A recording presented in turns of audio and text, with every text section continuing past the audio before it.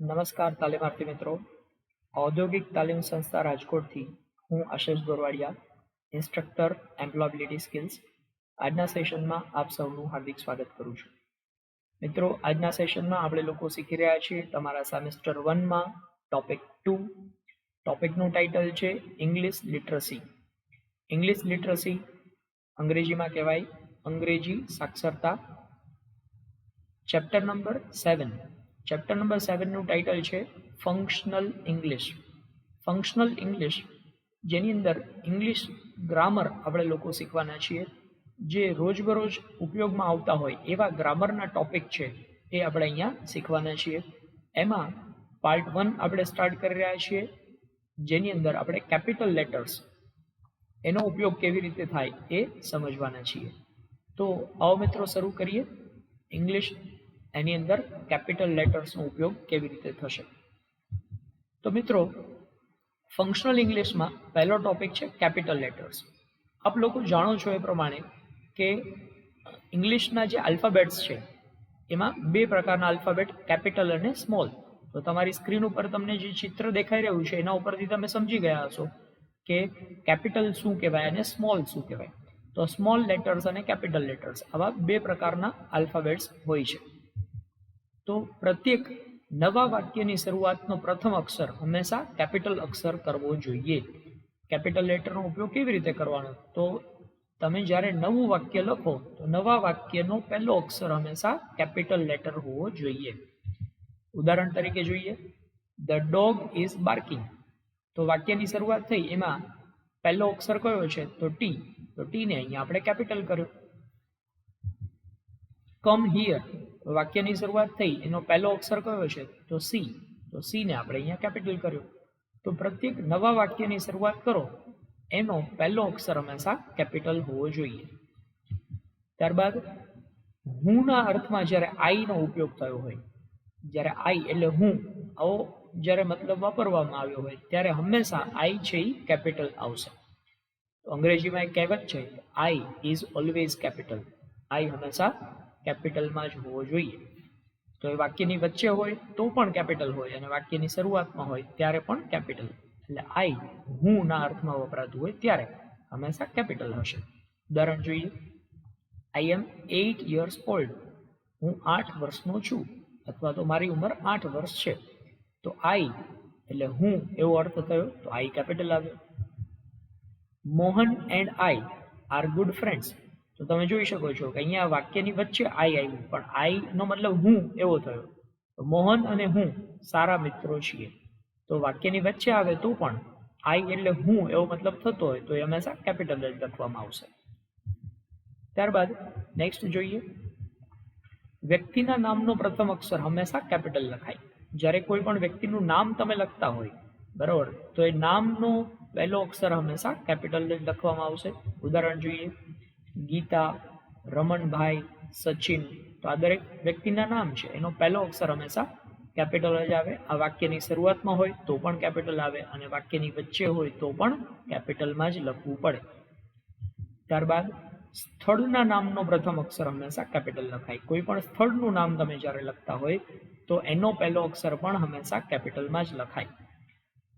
ઉદાહરણ તરીકે જોઈએ તો તાજમહાલ, કુતુબ મિનાર, રેડ ફોર્ટ, આ બધા સ્થળોના નામ છે. પણ આ દરેક સ્થળનું નામ વાક્યની શરૂઆતમાં હોય તો પણ કેપિટલ લખવું પડે અને વાક્યની વચ્ચે હોય તો પણ કેપિટલમાં જ લખવું પડે. ત્યારબાદ તહેવારો, રજાઓ, અઠવાડિયાના વાર કે મહિનાના નામ છે એનું પણ પ્રથમ અક્ષર હંમેશા કેપિટલમાં જ લખાય છે. ઉદાહરણ તરીકે જોઈએ તો દિવાળી, વાક્યની શરૂઆતમાં લખ્યું હોય તો એ ડી કેપિટલ આવે અને વાક્યની વચ્ચે હોય તો પણ અહીંયા ડી હંમેશા કેપિટલ જ કરવું પડે. New years day, new years day એટલે નવ વર્ષનો દિવસ, અથવા આપણે જેને નૂતન વર્ષનો દિવસ કહીએ, તો એમાં વાક્યની શરૂઆતમાં હોય તો પણ કેપિટલ લખવાનું અને વાક્યની વચ્ચે હોય તો પણ એને કેપિટલ લખવું પડે. ધ સન્ડે, રવિવાર, જાન્યુઆરી મહિનાનું નામ છે, આ વારનું નામ છે. આ દરેક હંમેશા એનો પહેલો અક્ષર કેપિટલમાં જ લખાય છે.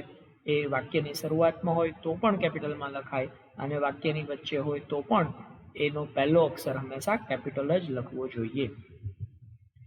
તો આ બધા જ કેપિટલ અક્ષરના નિયમો છે મિત્રો. આ નિયમોનો ઉપયોગ કરીને તમે જ્યારે કોઈ પણ લખાણ લખતા હોય ઇંગ્લિશમાં તો આ પ્રમાણે કેપિટલ અક્ષરના નિયમો છે એને ધ્યાનમાં રાખીને જ ઇંગ્લિશમાં લખાણ કરવું જોઈએ, જેથી કરીને તમારું લખાણ હંમેશા સાચું પડે અને લખાણમાં કોઈ પણ પ્રકારની ભૂલ ન રહે.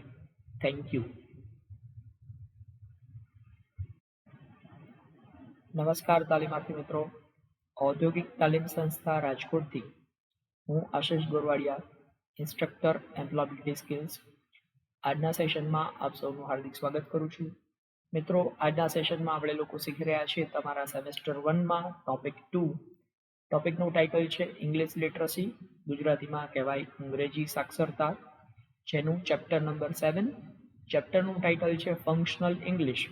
ફંક્શનલ ઇંગ્લિશમાં આપણે સરળતા ખાતર અલગ અલગ પાર્ટમાં એને ડિવાઈડ કર્યું છે. એમાં પાર્ટ 2 ભણી રહ્યા છીએ અને પાર્ટ 2 નું નામ છે નાઉન્સ. નાઉન અથવા એનું બીજું નામ છે નેમિંગ વર્ડ્સ. નાઉન એટલે કે નામ. તો નામ એટલે શું અને એનો ઉપયોગ કેવી રીતે થાય છે એને આપણે અહીંયા સમજવા માંગીએ છીએ. તો આવો મિત્રો શરૂ કરીએ. નાઉન્સ. તો નાઉન ઓર નેમિંગ વર્ડ્સ એટલે કે નામ અથવા સંજ્ઞા એટલે શું? તો વ્યક્તિ, પશુ, પક્ષી, સ્થળ કે વસ્તુઓની ઓળખ આપતા શબ્દોને નાઉન તરીકે ઓળખવામાં આવે છે.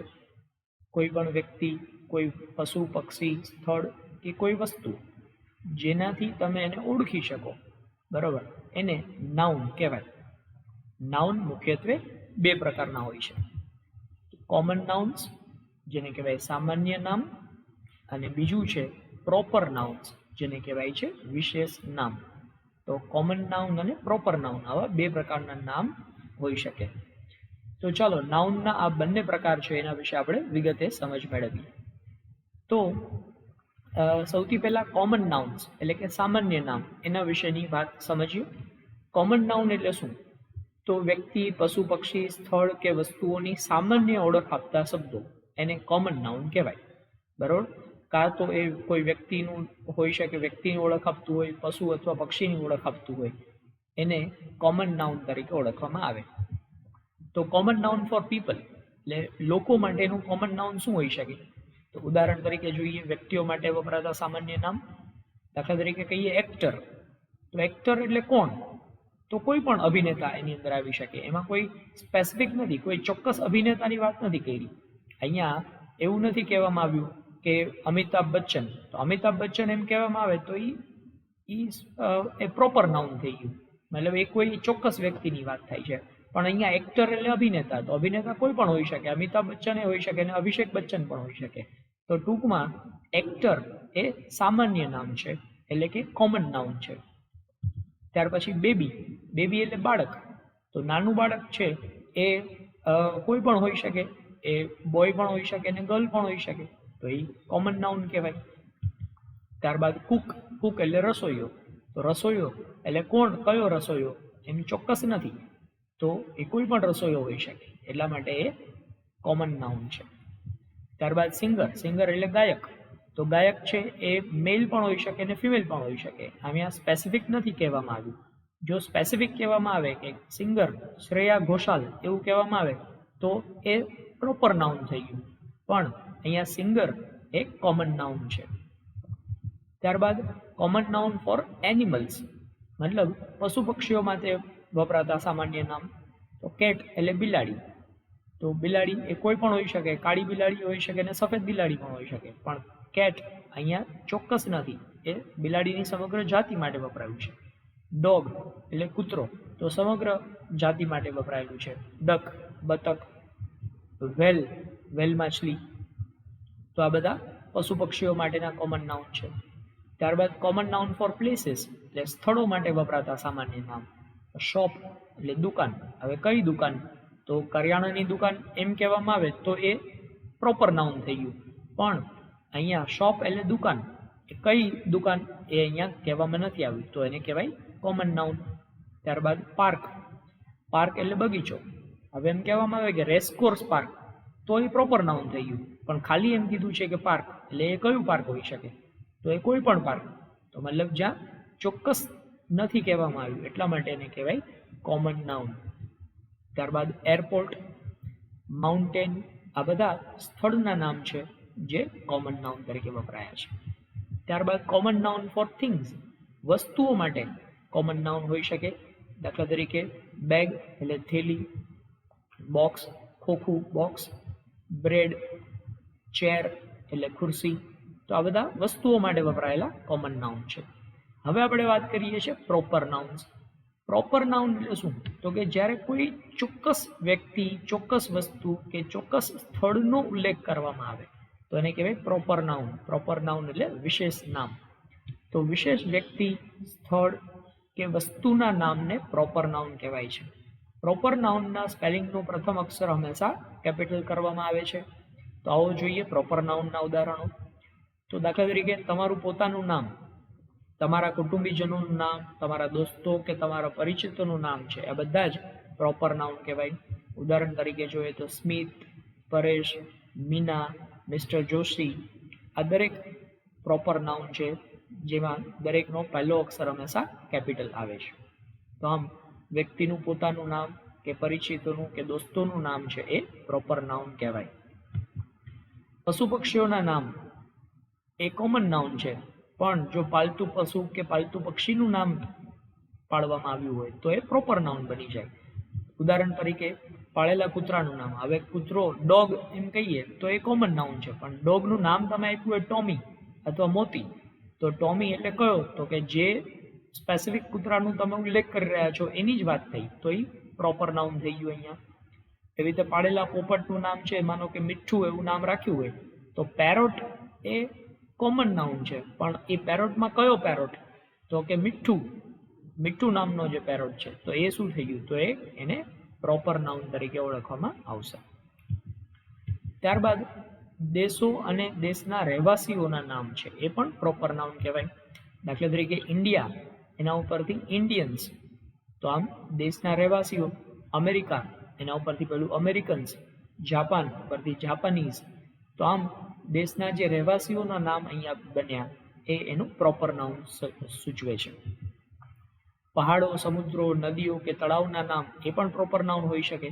દાખલા તરીકે હિમાલય, આપણે કહીએ માઉન્ટેન, તો માઉન્ટેન એ કોમન નાઉન છે, પણ માઉન્ટેનમાં કયો? તો કે હિમાલય, તો એ પ્રોપર નાઉન થઈ ગયું. રિવર એ કોમન નાઉન કહેવાય, પણ રિવરમાં કઈ રિવર? તો કે ગંગા રિવર, તો એ પ્રોપર નાઉન કહેવાય.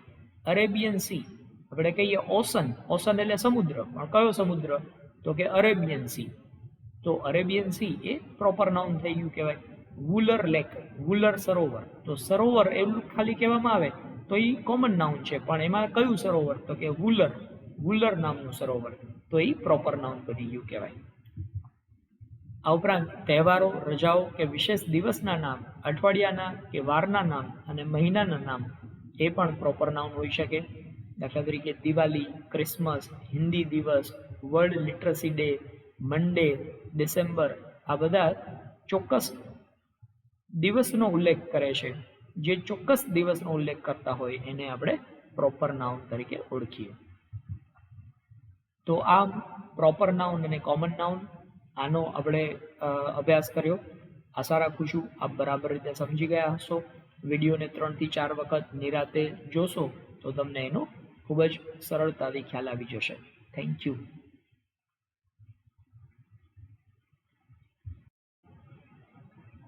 નમસ્કાર તાલીમાર્થી મિત્રો, ઔદ્યોગિક તાલીમ સંસ્થા રાજકોટથી હું આશિષ ગોરવાડિયા, ઇન્સ્ટ્રક્ટર એમ્પ્લોયબિલિટી સ્કિલ્સ. આજના સેશનમાં આપ સૌનું હાર્દિક સ્વાગત કરું છું. મિત્રો, આ સેશનમાં આપણે લોકો શીખવાના છીએ તમારા સેમેસ્ટર 1માં ટોપિક 2. ટોપિકનું ટાઇટલ છે ઇંગ્લિશ લિટરસી, ગુજરાતીમાં કહીએ તો અંગ્રેજી સાક્ષરતા, જેમાં ચેપ્ટર નંબર 7. ચેપ્ટરનું ટાઇટલ છે ફંક્શનલ ઇંગ્લિશ. ફંક્શનલ ઇંગ્લિશ એનો પાર્ટ 3 આપણે શીખી રહ્યા છીએ, જેમાં આપણે માહિતી મેળવવાના છીએ આર્ટિકલ્સ. તો મિત્રો, આપ જાણો છો આર્ટિકલ્સ એટલે 3 આર્ટિકલ છે, એ, એન અને ધ.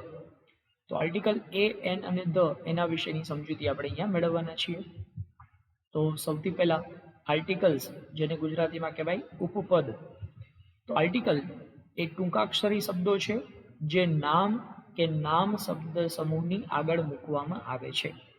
ઉદાહરણ તરીકે a dish, a broken dish, a dog, a barking dog.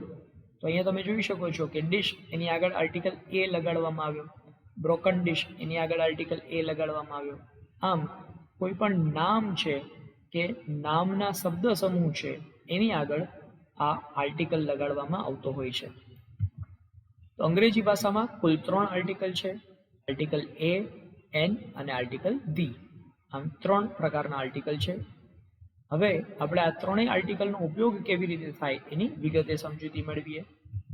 તો ડેફિનેટ આર્ટિકલ, આર્ટિકલ ધી છે એને ડેફિનેટ આર્ટિકલ કહેવાય છે. ડેફિનેટ એટલે ચોક્કસ, જે કોઈ ચોક્કસ વસ્તુ, ચોક્કસ પ્રાણી, પક્ષી કે ચોક્કસ વ્યક્તિનો ઉલ્લેખ કરે એને ડેફિનેટ એટલે કે ચોક્કસ આર્ટિકલ કહેવાય.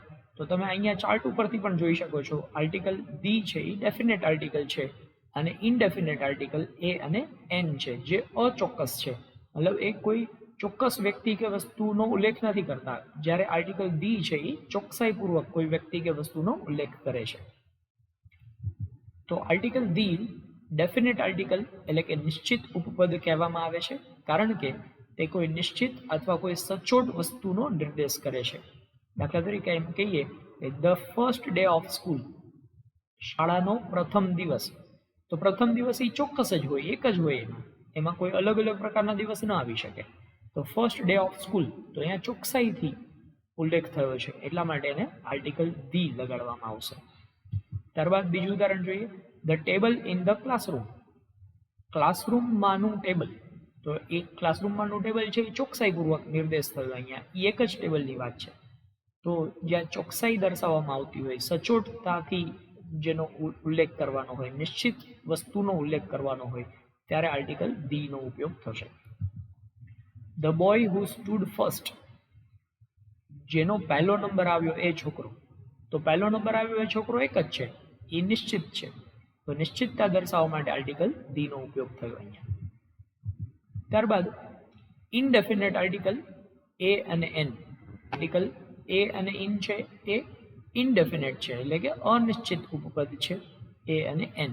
જોઈએ એનો ઉપયોગ કેવી રીતે થાય. તો આર્ટિકલ એ અને એન ઇનડેફિનેટ આર્ટિકલ્સ કહેવાય છે, કારણ કે તેઓ કોઈ નિશ્ચિત વસ્તુ, વ્યક્તિ કે પશુ પક્ષીનો નિર્દેશ કરતા નથી. સામાન્ય રીતે નાઉન પહેલા આર્ટિકલ એ વપરાય છે. કોઈ નાઉન છે એની આગળ આર્ટિકલ એ નો ઉપયોગ થશે. દાખલા તરીકે a baby, a mouse, a pencil, a fan. તો અહીંયા અ એનો મતલબ એક એવો થશે. અ બેબી એટલે એક બાળક, અ માઉસ એટલે એક ઉંદર, અ પેન્સિલ એટલે એક પેન્સિલ, અ ફેન એટલે એક પંખો. તો અહીંયા આર્ટિકલ એ એકના અર્થમાં વપરાય છે. જે શબ્દનો ઉચ્ચાર વોવેલ સ્વરથી થતો હોય, એટલે કે એ ઈ આઈ ઓ યુ થી જો ઉચ્ચાર થતો હોય, તે નાઉન્સની આગળ હંમેશા આર્ટિકલ એન નો ઉપયોગ થાય છે. તો જેનો ઉચ્ચાર સ્વરથી થતો હોય, ઉદાહરણ તરીકે જોઈએ એપલ. તો એપલ અહીંયા એનો ઉચ્ચાર અ થી થયો, તો એની આગળ આર્ટિકલ એન વપરાશે, તો એન એપલ. આઈ, તો આઈ આગળ અ થી ઉચ્ચારણ થયું, તો આર્ટિકલ એન વપરાય, એન આઈ. ઇન્ક પેન, તો એક ઇન્ક પેન, તો અહીંયા ઉચ્ચારણ ઈ થી થયું, ઈ સ્વર છે, સ્વરથી ઉચ્ચારણ થયું, તો અહીંયા આગળ આર્ટિકલ એન વપરાશે. ત્યારબાદ ઓરેન્જ, ઓરેન્જ, તો એન ઓરેન્જ. શું કામ? કારણ કે અહીંયા ઉચ્ચારણ ઓ થી થયું. તો એ ઈ આઈ ઓ યુ આ સ્વરથી જ્યારે ઉચ્ચારણ થતું હોય ત્યારે એની આગળ હંમેશા આર્ટિકલ એન વપરાય. તે અમ્બ્રેલા, તો અમ્બ્રેલામાં અમ્બ્રેલા, તો આર્ટિકલ એન લગાશે. શું કામ? કારણ કે આનું ઉચ્ચારણ તમે કરો તો ઉચ્ચારણ અમ્બ્રેલા એટલે કે સ્વરથી ઉચ્ચારણ થાય છે. તો જેનું ઉચ્ચારણ કરતા પહેલો અક્ષર છે એ સ્વર આવતો હોય તો એની આગળ હંમેશા આર્ટિકલ એન વાપરવામાં આવશે. ફરીથી પાછું કહું, જે શબ્દનો ઉચ્ચાર કરતા પહેલો અક્ષર છે એ સ્વર આવતો હોય, સ્વર કયા? તો એ ઈ આઈ ઓ યુ આ બધા સ્વર કહેવાય. તો સ્વરથી જેનો ઉચ્ચાર થતો હોય એને આર્ટિકલ એન લગાડવો પડશે. ત્યારબાદ ખાસ ધ્યાન રાખો, ઉચ્ચારમાં પણ વિવિધતા છે. અમુક શબ્દોના ઉચ્ચાર છે એ મહત્વના છે. તમે જોઈ શકો છો અહીંયા આ સ્પેલિંગ લખ્યો છે ઓનેસ્ટ. હવે સ્પેલિંગનો પહેલો અક્ષર તમે જોઈ શકો છો કે એચ થી શરૂ થાય છે, પરંતુ એનો ઉચ્ચાર કરો તો ઉચ્ચાર શું થાય? તો કે ઓનેસ્ટ. અને હોનેસ્ટ નથી વાંચવાનું, એને બદલે શું વાંચવાનું છે? ઓનેસ્ટ. તો અ થી ઉચ્ચાર થયો. અ એ પાછો સ્વર છે, તો એની આગળ હંમેશા આર્ટિકલ એન વપરાશે. તો એન ઓનેસ્ટ એવું ઉચ્ચારણ થશે. ત્યારબાદ બીજા ઉદાહરણ જોઈએ તો અહીંયા અવર. તો આને હવર એવું નથી કહેવાનું, આનું ઉચ્ચારણ શું થાય? અવર. તો એચ છે પણ એનું ઉચ્ચારણ અ થી થાય છે, તો આગળ આર્ટિકલ એન વપરાશે. ત્યારબાદ એર. તો આને હેર એવું નથી કહેવાનું, આ એર એટલે કે વારસદાર. તો અહીંયા પણ અ થી ઉચ્ચારણ થાય છે એટલે આર્ટિકલ એન આવશે. ઓનર. ઓનર. તો અહીંયા એચ અક્ષર છે પણ ઉચ્ચારણ એન થી થાય છે, તો એન ઓનર. આગળ આર્ટિકલ એન વપરાશે. એવી જ રીતે વિપરીતમાં તમે જુઓ કે અમુક અક્ષર છે, અહીંયા તમે જોઈ શકો છો કે આલ્ફાબેટ યુ થી શરૂ થયું, યુનિફોર્મ. હવે યુ છે એ પોતે ઇંગ્લિશમાં તમે જુઓ તો એ તો સ્વર છે, AEIOU. યુ સ્વર છે, પણ એનો ઉચ્ચાર કરો તો ઉચ્ચાર શું થાય છે? યુ થી ઉચ્ચાર થયો, યુનિફોર્મ. તો આ તો ય થયો. ય તો પાછું વ્યંજન છે. વ્યંજન હોય તો આગળ આર્ટિકલ એ મૂકવામાં આવે. તો આમાં અયુનિફોર્મ એવો ઉચ્ચારણ થશે, એન એમાં નહીં લાગે. તો એવી જ રીતે બીજા ઉદાહરણ જોઈએ. યુનિવર્સિટી. તો અક્ષર આલ્ફાબેટ છે એ વોવેલ છે, પણ એનું ઉચ્ચારણ શું થાય છે? એનું ઉચ્ચારણ કરો તો ય થી ઉચ્ચારણ થાય છે, તો ય થી ઉચ્ચારણ થાય છે, તો આર્ટિકલ એ વપરાશે. યુનિકોર્ન. તો તમે જોઈ શકો છો કે અહીંયા ઉચ્ચારણ ય થી થયું, ય થી ઉચ્ચાર થાય તો આર્ટિકલ એ વપરાય. રીતે યુનિટ. તો ય થી ઉચ્ચાર થયો તો આર્ટિકલ એ વપરાશે. યુનિયન. તો અહીંયા પણ ય થી ઉચ્ચાર થયો તો આર્ટિકલ એ વપરાશે. તો આવી રીતે આર્ટિકલ એ અને એન ઉચ્ચારણ ઉપરથી તમારે ખાસ સમજવાના છે. આર્ટિકલ ધી જે નિશ્ચિતતા દર્શાવતું આર્ટિકલ છે. આશા રાખું છું એ, એન અને ધી આ બરાબર રીતે સમજ્યા છો. વારંવાર મહાવરો કરશો તો એકદમ સરળતાથી યાદ રહી જશે. Thank you.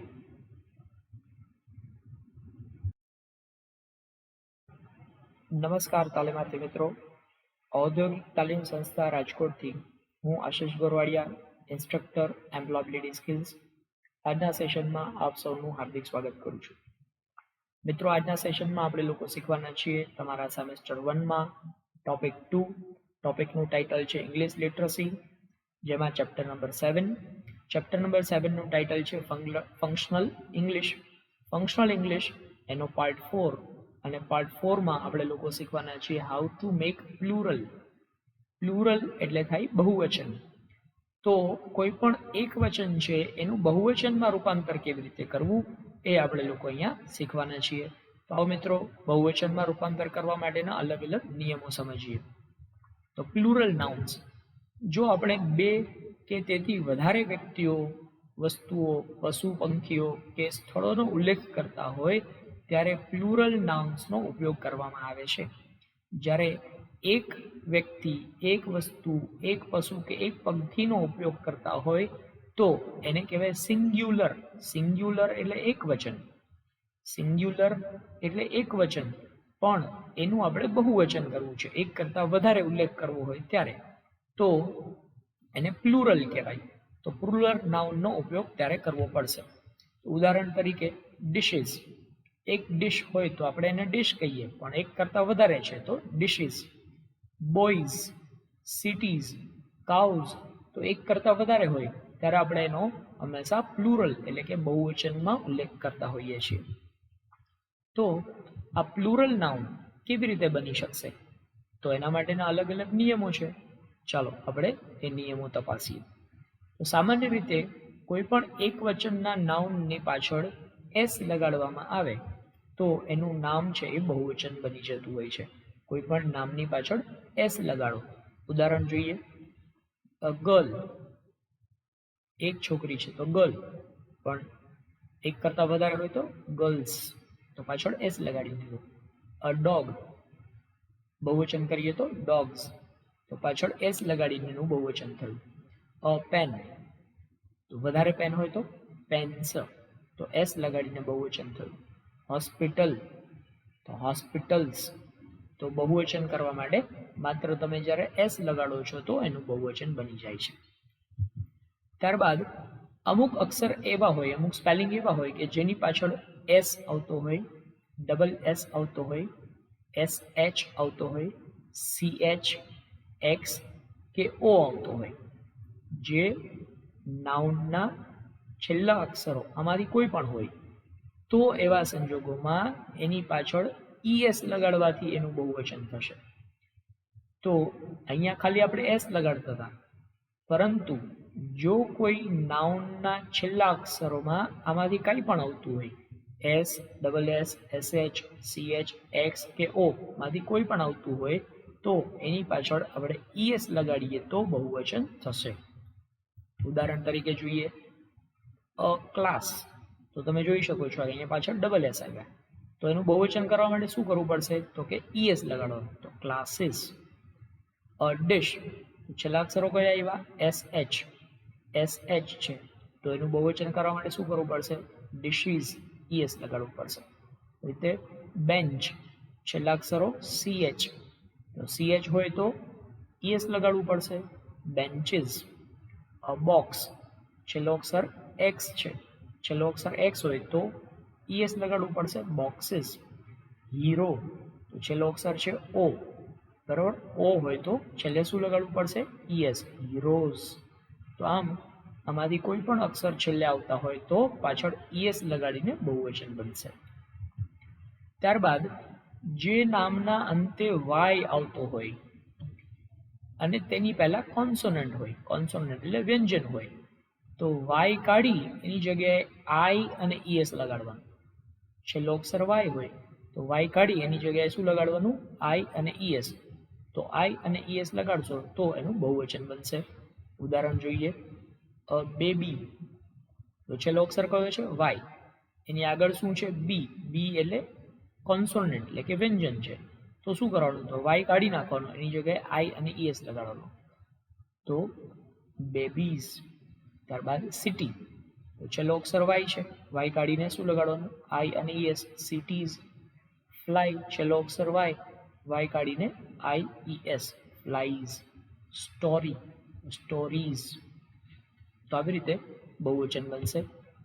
ત્યારબાદ જ્યારે કોઈ નામના અંતે એફ અથવા એફ ઈ આવતો હોય, એફ અથવા એફ ઈ આવતો હોય તો એને કાઢી એની જગ્યાએ વી લગાડવાનો અને પછી ઈએસ લગાડવાનું. એફ અથવા એફ ઈ કાઢી નાખવાનું, એની જગ્યાએ શું લગાડવાનું, વી લગાડી દેવાનું, વી લગાડી અને પછી શું લગાડવાનું, ઈએસ, તો એનું બહુવચન બની જશે. ઉદાહરણ જોઈએ નાઇફ, નાઇફ એટલે છરી, તો છેલ્લે કોણ કયું આવે છે, એફ અને ઈ આવે છે, તો એફ ઈ કાઢી નાખવાનું, એની જગ્યાએ શું લગાડવાનું, વી, અને પછી શું આવશે, ઈએસ, નાઇવ્સ. થીફ, છેલ્લો અક્ષર એફ, એફ કાઢીને વી, થીવ્સ. લીફ, છેલ્લો અક્ષર છે એફ, એફ કાઢીને વી લગાડવાનું પછી ઈએસ, લીવ્સ. ત્યારબાદ હાફ, તો છેલ્લો અક્ષર છે એફ, એફ કાઢીને વી લગાડો અને પછી ઈએસ, હાવ્સ. કેટલાક નાઉન એવા છે કે જે એક વચન અને બહુવચન બંનેમાં સમાન જ રહે છે, એનું બહુવચન બનાવવા માટે કંઈ અલગ લખવું પડતું નથી. તો એના ઉદાહરણ જોઈએ. દાખલા તરીકે ડિયર, ડિયર એટલે હરણ. હવે એક હરણ હોય તો એને ડિયર કહેવાય, ને જાજા બધા હોય તો એને ડિયર જ કહેવાય, ડિયર્સ એવું કહેવાતું નથી. એવી રીતે ફિશ, એક માછલી હોય તો એને ફિશ કહેવાય, જાજી બધી હોય તો ફિશીઝ એવું ન કહેવાય, એને ફિશ જ કહેવાય. શિપ, શિપ એટલે ઘેટું, તો એક ઘેટું હોય તો શિપ કહેવાય, ને જાજા બધા હોય તો શિપ્સ એવું કહેવાતું નથી, બરાબર, એને શિપ જ કહેવાય છે. સ્વાઇન, સ્વાઇન એટલે ડુક્કર, તો એ પણ જાજા હોય તોય સ્વાઇન કહેવાય અને એક હોય તોય સ્વાઇન જ કહેવાય છે. એટલે એક વચન અને બહુવચન બેમાં સરખું જ રહે છે. અમુક એવા નાઉન છે કે જે ફક્ત બહુવચનમાં જ વપરાય છે, એનું એક વચન જ ન થાય, એને એક વચનમાં લખાય જ નહીં. તો ઉદાહરણ જોઈએ સ્કેલ્સ, પેન્ટ્સ, શિયર્સ, ટોંગ્સ, બરાબર, તો આ બધા જ હંમેશા બહુવચનમાં જ લખાય છે. ટોંગ્સ એટલે ચીપિયો, ચીપિયો છે એ બે પાંખિયાવાળો જ હોય, એક પાંખિયાવાળો ચીપિયો ન હોઈ શકે ક્યારેય, તો હંમેશા બહુવચનમાં જ લખાય છે એનું ટોંગ એવું નથી થતું, બરાબર. તો આમ એક વચનમાંથી બહુવચન બનાવવા માટેના અલગ અલગ નિયમો તમારે ખાસ ધ્યાન રાખવાના છે, જેથી કરીને તમને પરીક્ષામાં આવી રીતે બહુવચન બનાવવાનું પૂછવામાં આવે તો યોગ્ય અક્ષર મૂકીને તમે એને બહુવચન બનાવી શકો. Thank you. નમસ્કાર તાલીમાર્થી મિત્રો. ઔદ્યોગિક તાલીમ સંસ્થા રાજકોટથી હું આશિષ ગોરવાડિયા, ઇન્સ્ટ્રક્ટર એમ્પ્લોયબિલિટી સ્કિલ્સ, આજના સેશનમાં આપ સૌનું હાર્દિક સ્વાગત કરું છું. મિત્રો, આજના સેશનમાં આપણે લોકો શીખવાના છીએ તમારા સેમેસ્ટર 1માં ટોપિક 2. ટોપિકનું નામ છે ઇંગ્લિશ લિટરસી, જેમાં આપણે લોકો શીખી રહ્યા છીએ ચેપ્ટર નંબર 7. ચેપ્ટર 7નું ટાઇટલ છે ફંક્શનલ ઇંગ્લિશ. ફંક્શનલ ઇંગ્લિશ સરળતાથી સમજી શકાય એટલા માટે આપણે એને અલગ અલગ પાર્ટમાં ડિવાઈડ કર્યું છે. એમાં અત્યારે આપણે લોકો સ્ટાર્ટ કરી રહ્યા છીએ પાર્ટ 5. પાર્ટ 5માં આપણે ભણવાના છીએ પ્રોનાઉન્સ. પ્રોનાઉન્સ જેને ગુજરાતીમાં કહેવાય સર્વનામ. તો નામના બદલામાં જે વપરાય એને સર્વનામ કહેવાય. તો પ્રોનાઉન્સ જેને બીજી ભાષામાં કહી શકાય the word used four replacing the name, એટલે કે નેમ એટલે કે નામ, નામને રિપ્લેસ એટલે એના બદલામાં, નામના બદલામાં જે શબ્દનો તમે ઉપયોગ કરતા હોય એ શબ્દને શું કહેવાય? તો કે સર્વનામ. તો ટૂંકમાં નામના બદલે વપરાય એને સર્વનામ કહેવાય. તો કોમન નાઉન કે પ્રોપર નાઉનની જગ્યાએ જે શબ્દ તમે વાપરો છો એ શબ્દને પ્રોનાઉન એટલે કે સર્વનામ કહેવાય છે. સર્વનામના અલગ અલગ પ્રકારો છે. તો કયા કયા પ્રકારો છે આપણે જોઈએ સર્વનામમાં. તો સૌથી પહેલા ફર્સ્ટ પર્સન, સેકન્ડ પર્સન અને થર્ડ પર્સન. થર્ડ પર્સન પાછું મેલ માટે, ફિમેલ માટે, અને થર્ડ પર્સન ન્યુટર જેન્ડર એટલે કે નાન્યતર જાતિ માટે. આવી રીતે આ સિંગ્યુલર માટે છે. સિંગ્યુલર એટલે એક વચન. એવી રીતે ફર્સ્ટ પર્સન પ્લુરલ એટલે બહુવચન માટે પણ સર્વનામ હોય, અને સેકન્ડ પર્સન પ્લુરલ એટલે બીજો પુરુષ બહુવચન, અને થર્ડ પર્સન પ્લુરલ એટલે ત્રીજો પુરુષ બહુવચન, એના માટેના સર્વનામ છે અહીંયા. એ સર્વનામ સબ્જેક્ટિવ પ્રોનાઉન, સબ્જેક્ટ એટલે કર્તા વિભક્તિના સર્વનામ, ઓબ્જેક્ટ પ્રોનાઉન એટલે કે કર્મ વિભક્તિના સર્વનામ, પોઝેસિવ એટલે કે માલિકી દર્શક, આ પોઝેસિવ એડજેક્ટિવ છે. અને એવી રીતે પોઝેસિવ પ્રોનાઉન્સ એટલે કે માલિકી દર્શક સર્વનામ, પછી રિફ્લેક્સિવ પ્રોનાઉન એટલે કે ભારવાચક સર્વનામ. આમ અલગ અલગ પ્રકારના સર્વનામો છે. તો આપણે જોઈએ દરેક. ફર્સ્ટ પર્સન સિંગ્યુલર એમાં સબ્જેક્ટિવ કેસ શું કહેવાય? તો કે આઈ. આઈનું ઓબ્જેક્ટિવ શું થાય? એટલે કે એનું કર્મ વિભક્તિ શું થાય? તો કે કર્મ વિભક્તિ મી. એનું પોઝેસિવ એડજેક્ટિવ થાય માય, અને પોઝેસિવ પ્રોનાઉન થાય માઇન્ડ. જ્યારે એનું ભારવાચક સર્વનામ થાય માય સેલ્ફ. તો ગુજરાતી મતલબ જોઈએ તો આઈ એટલે હું, મી એટલે મને, માય એટલે મારું, માઇન્ડ એનો મતલબ થાય મારું, માય સેલ્ફ, માય સેલ્ફ એટલે મારા દ્વારા. આવી રીતે એનો મતલબ થશે. સેકન્ડ પર્સનમાં શું આવે? સેકન્ડ પર્સનમાં આવે યુ. એનું ઓબ્જેક્ટિવ પણ યુ થાય. એનું પોઝેસિવ એડજેક્ટિવ છે યોર, યોર એટલે તમારું.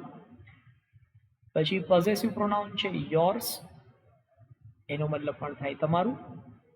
રિફ્લેક્સિવ પ્રોનાઉન યોર સેલ્ફ, તારા દ્વારા અથવા તો તમારા દ્વારા. ત્યારબાદ third person, third person singular male માટે એટલે કે પુરુષવાચક હોય તો હી, હી એટલે તે, હિમ. ત્યારબાદ એનું થશે હિઝ, પોઝેસિવ પ્રોનાઉન પણ હિઝ અને હિમસેલ્ફ.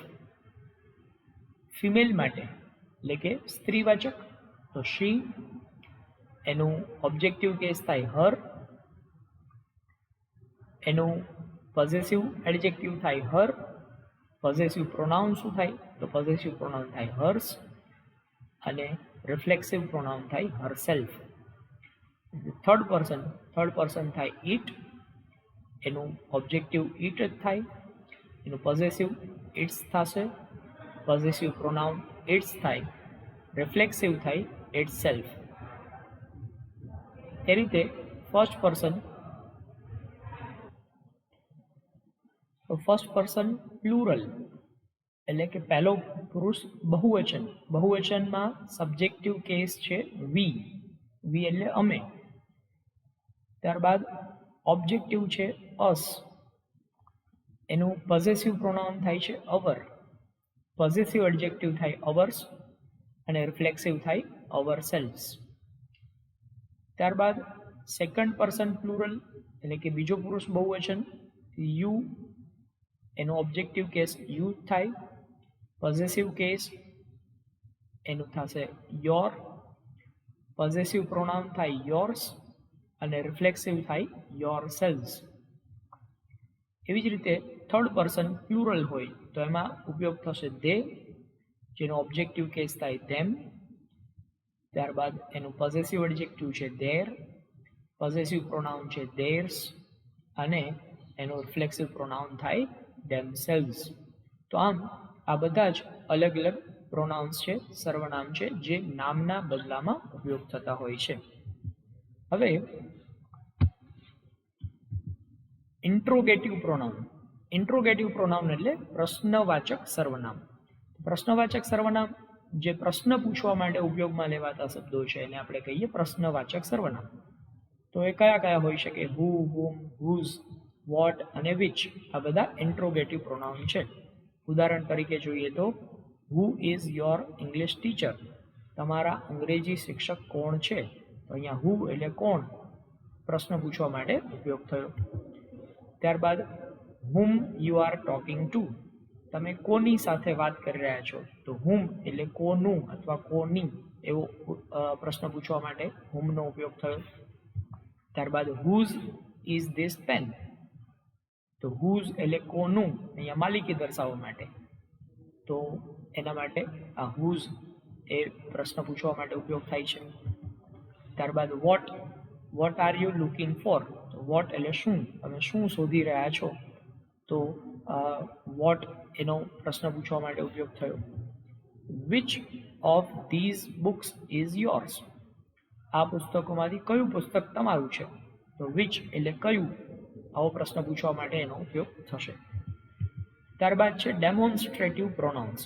ડેમોન્સ્ટ્રેટિવ પ્રોનાઉન એટલે દર્શક સર્વનામ, મતલબ જ્યારે કોઈ વસ્તુ દર્શાવવા માટે એનો ઉપયોગ થાય તો એને ડેમોન્સ્ટ્રેટિવ પ્રોનાઉન તરીકે ઓળખવામાં આવે.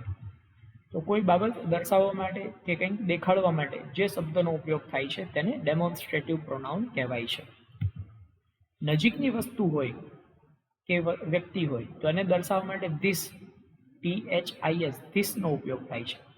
પણ બે કે તેથી વધારે નજીકની વસ્તુ છે, બહુવચનમાં દર્શાવવું હોય તો ધીઝ એનો ઉપયોગ થાય છે. તો અહીંયા બંનેનું ઉચ્ચારણ ખાસ ધ્યાન રાખવાનું છે. આ ધીસ છે, જ્યારે આને ધીઝ એવું ઉચ્ચારણ કહેવાય છે. This, these. This is my ice cream, તો એક આઈસ્ક્રીમ છે, તો અહીંયા એક વચનમાં ધીસ વપરાયું. એનું બહુવચન શું થાય? These, these are my pencils, તો બહુવચન હોય તો ધીઝ વપરાશે. This is my ice cream, these are my pencils. તો ધીસ અને ધીઝ નજીકની વસ્તુ દર્શાવવા માટે ધીસ એક વચન માટે, ધીઝ બહુવચન માટે. એવી રીતે દૂરની કોઈ એક વ્યક્તિ કે વસ્તુ છે એ દર્શાવવા માટે ધેટ, અને એક કરતાં વધારે વસ્તુ કે વ્યક્તિ હોય એને દર્શાવવા માટે ધોઝનો ઉપયોગ થાય છે. ધેટ અને ધોઝ. દૂર પડેલી વસ્તુ કે વ્યક્તિ દર્શાવવા માટે ધેટ અને ધોઝ, નજીક પડેલી વસ્તુ કે વ્યક્તિ દર્શાવવા માટે ધીસ અને ધીઝ. તો ઉદાહરણ જોઈએ. That is your ice cream, that એટલે પહેલું, ધેટ ઇઝ યોર આઈસ્ક્રીમ, પહેલું તમારું આઈસ્ક્રીમ છે. દૂર પડેલું છે, એક વચન છે, એને દર્શાવવા માટે ધેટ. બહુવચન હોય અને દૂર હોય તો those are your pens, those એટલે પેલી, દૂર પડેલી છે, પેલી તમારી પેન છે, દૂર પડેલી છે, તો એને બહુવચનમાં દર્શાવવામાં ધોઝનો ઉપયોગ થશે. તો આ રીતે આપણે અલગ અલગ પ્રકારના પ્રોનાઉન્સ અહીંયા ભણ્યા છીએ. દરેકનો વ્યવસ્થિત રીતે તમારે વારંવાર મહાવરો કરવાનો છે, જેથી કરીને તમને પ્રોનાઉન વિશે સ્પષ્ટતાથી ખ્યાલ આવી શકે. Thank you.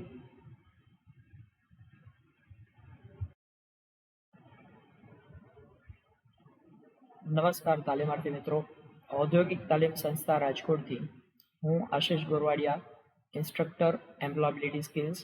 આજના સેશનમાં આપ સૌનું હાર્દિક સ્વાગત કરું છું. મિત્રો, આજના સેશનમાં આપણે લોકો શીખી રહ્યા છીએ સેમેસ્ટર 1માં ટોપિક 2. ટોપિકનું ટાઇટલ છે ઇંગ્લિશ લિટરસી, જેમાં ચેપ્ટર નંબર 7. ચેપ્ટરનું ટાઇટલ છે ફંક્શનલ ઇંગ્લિશ.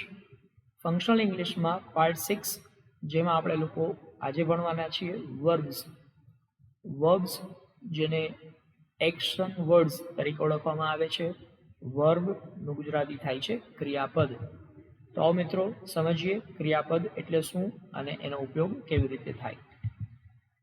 તો verb, functional English chapter number 7માં verb or action words. Action words એટલે ક્રિયાપદ. તો ક્રિયા દર્શાવતા શબ્દો એને ક્રિયાપદ કહેવાય છે. જે શબ્દ કોઈ પણ પ્રકારની ક્રિયાનો નિર્દેશ કરતું હોય એ શબ્દને ક્રિયાપદ કહેવાય. તો અહીંયા ઉદાહરણ જોઈએ. એક્ટ એટલે કોઈ ક્રિયા કરવી. ઈટ એટલે ખાવું, તો ખાવાની ક્રિયા થાય છે. ડ્રિંક એટલે પીવું, પીવાની ક્રિયા થઈ. સિંગ એટલે ગાવું, તો ગાવાની ક્રિયા થઈ. પ્લે એટલે રમવું, રમવાની ક્રિયા થઈ. સ્પીક એટલે બોલવું, તો બોલવાની ક્રિયા થઈ. આ બધા જ ક્રિયાપદ તરીકે ઓળખવામાં આવે છે, જેને મેઇન વર્બ કહેવાય છે. મેઇન વર્બ એટલે મુખ્ય ક્રિયાપદ તરીકે ઓળખવામાં આવે, જે દરેક મુખ્ય ક્રિયાઓ દર્શાવે છે. ત્યારબાદ વાક્યો બનાવતી વખતે તાળનો નિર્દેશ કરવા માટે અન્ય ક્રિયાપદની સહાય લેવી પડે છે, અને આવા જે અન્ય ક્રિયાપદની સહાય લેવી પડે એને ઓક્ઝિલરી વર્બ કે હેલ્પિંગ વર્બ એટલે કે સહાયકારક ક્રિયાપદ તરીકે ઓળખવામાં આવે છે. તો આવા સહાયકારક ક્રિયાપદ ટુ બી અને to have a auxiliary verb છે. ટુ બી એટલે હોવું એનો મતલબ દર્શાવે છે, એનો અર્થ દર્શાવે છે. કોઈ વસ્તુ કે કોઈ વ્યક્તિ કોઈ જગ્યાએ છે એવો દર્શાવવું હોય મતલબ, ત્યારે એના માટે ટુ બીનો ઉપયોગ થાય છે. આ ઉપરાંત કોઈ વસ્તુ કે કોઈ વ્યક્તિ કોઈક સ્થળે છે તેવું કહેવા માટે ટુ બી એના અલગ અલગ રૂપોનો ઉપયોગ થાય છે. તો આમ ટુ બી અને ટુ હેવ એ અલગ અલગ સહાયકારક ક્રિયાપદ છે. તો આ રીતે ક્રિયાપદ એનો આપણે અર્થ સમજ્યા. Thank you.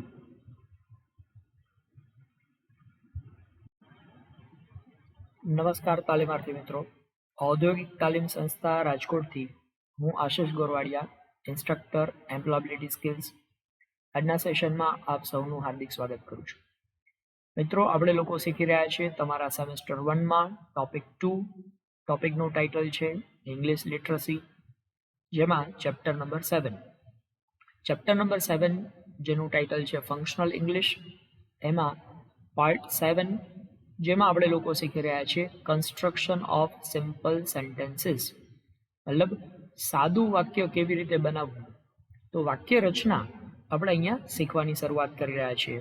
તો મિત્રો, આ વિડીયો આપણા માટે ખૂબ જ અગત્યનો થશે, કારણ કે ઇંગ્લિશ લખતા, બોલતા કે વાંચતા શીખવા માટે વાક્ય રચના શીખવી એ ખૂબ જ જરૂરી છે. વાક્યો કેવી રીતે બને એ શીખવું ખૂબ જ જરૂરી છે. તો આવો મિત્રો શરૂ કરીએ. સિમ્પલ સેન્ટેન્સ કેવી રીતે બનાવી શકાય.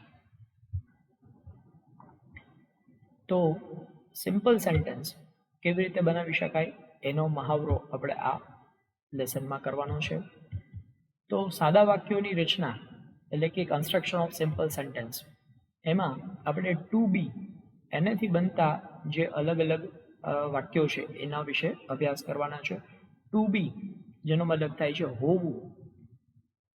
ટુ બી હોવું અથવા રહેવું, તો એમાંથી કોઈ પણ મતલબ દર્શાવી શકાય. તો ટુ બી એના વિવિધ રૂપો છે, એનો ઉપયોગ કરી અને કોઈ વ્યક્તિ કોઈ જગ્યાએ છે અથવા કોઈ વસ્તુ કોઈ જગ્યાએ કોઈ સ્થળે છે તે કહેવા માટે આપણે એનો ઉપયોગ કરી શકીએ છીએ. તો આવો સમજીએ ટુ બીના અલગ અલગ રૂપો. તો ટુ બી એટલે હોવું, એનું પ્રેઝન્ટ ફોર્મ એટલે કે વર્તમાન કાળનું રૂપ કયું છે? તો કે એમ, ઇઝ અને આર એ ટુ બીના વર્તમાન કાળના રૂપો છે. સિંગ્યુલર એટલે કે એકવચન અને પ્લુરલ એટલે કે બહુવચન, એમાં એનો કેવી રીતે ઉપયોગ થાય એ આપણે સમજીએ. First person singular. First person singular કયું? તો આપણે પ્રોનાઉન્સમાં ભણ્યા જ છીએ. ફર્સ્ટ પર્સન સિંગ્યુલર આઈ છે. આઈ એની સાથે હંમેશા એમ વપરાય. આઈ એમ એટલે હું છું.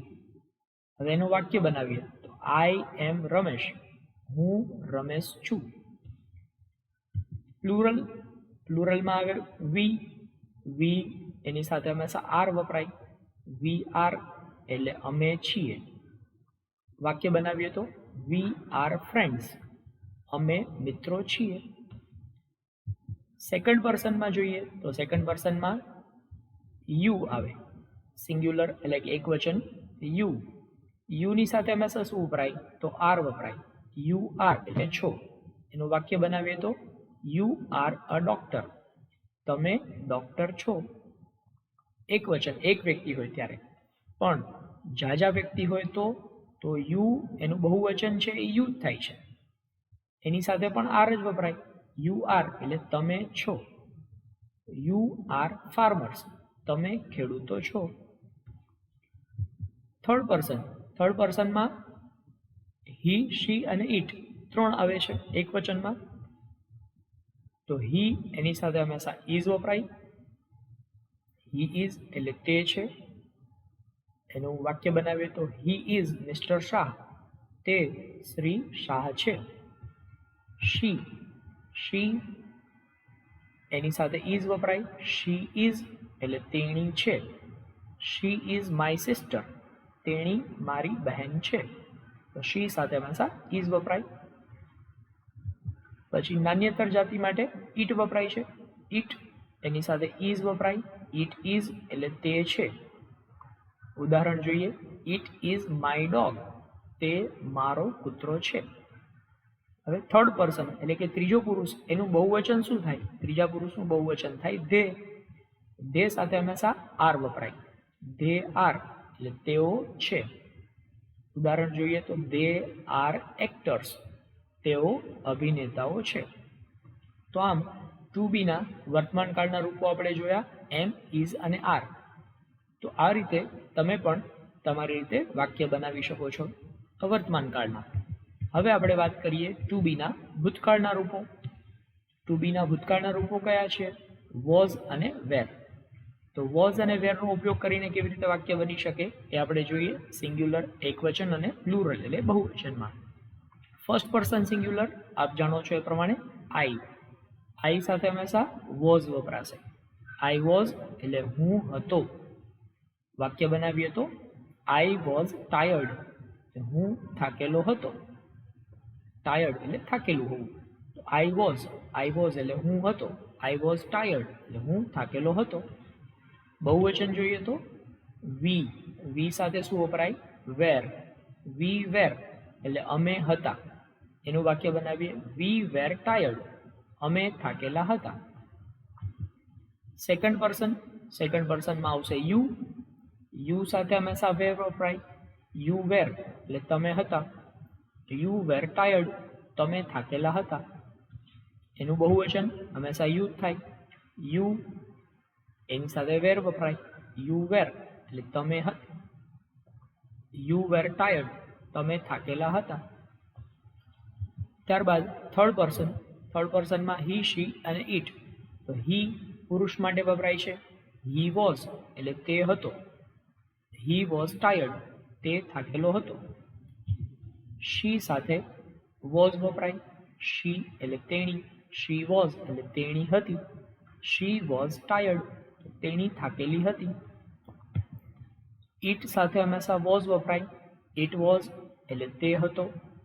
ઇટ વોઝ ટાયર્ડ, તે થાકેલો હતો. તો નાન્યતર જાતિ માટે ઇટ વપરાશે. એનું બહુવચન શું થાય? બહુવચન થાય ધે. ધે સાથે હંમેશા વેર વપરાય. ધે વેર તેઓ હતા. ધે વેર ટાયર્ડ, તેઓ થાકેલા હતા. તો આમ ભૂતકાળમાં વોઝ અને વેરનો ઉપયોગ થશે. હવે આપણે ભવિષ્યકાળની વાત કરીએ. તો ભવિષ્યકાળનું રૂપ શું છે? ટુ બીનું ભવિષ્યકાળનું રૂપ છે શેલ બી અને વિલ બી.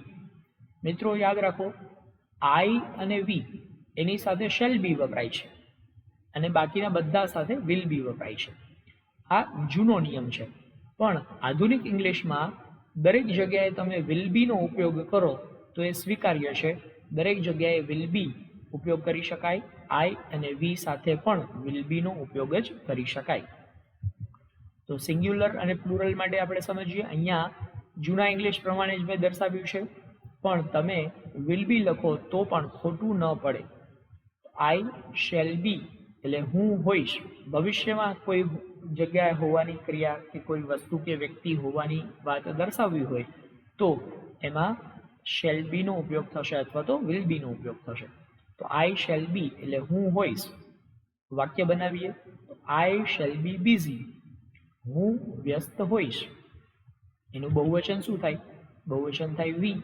વી સાથે shall be. We shall be એટલે અમે હોઈશું. વી શેલ બી બિઝી, અમે વ્યસ્ત હોઈશું. સેકન્ડ પર્સનમાં આવે યુ. યુ સાથે આવે will be. You will be એટલે તમે હશો. યુ વિલ બી બિઝી, તમે વ્યસ્ત હશો. એનું બહુવચન થાય યુ. યુ સાથે વિલ બી આવશે. યુ વિલ બી એટલે તમે હશો. યુ વિલ બી બિઝી, તમે વ્યસ્ત હશો. થર્ડ પર્સનમાં હી, શી અને ઇટ. પુરુષ માટે હી વપરાય છે. હી સાથે વિલ બી આવશે. હી વિલ બી એટલે તે હશે. હી વિલ બી બિઝી, તે વ્યસ્ત હશે.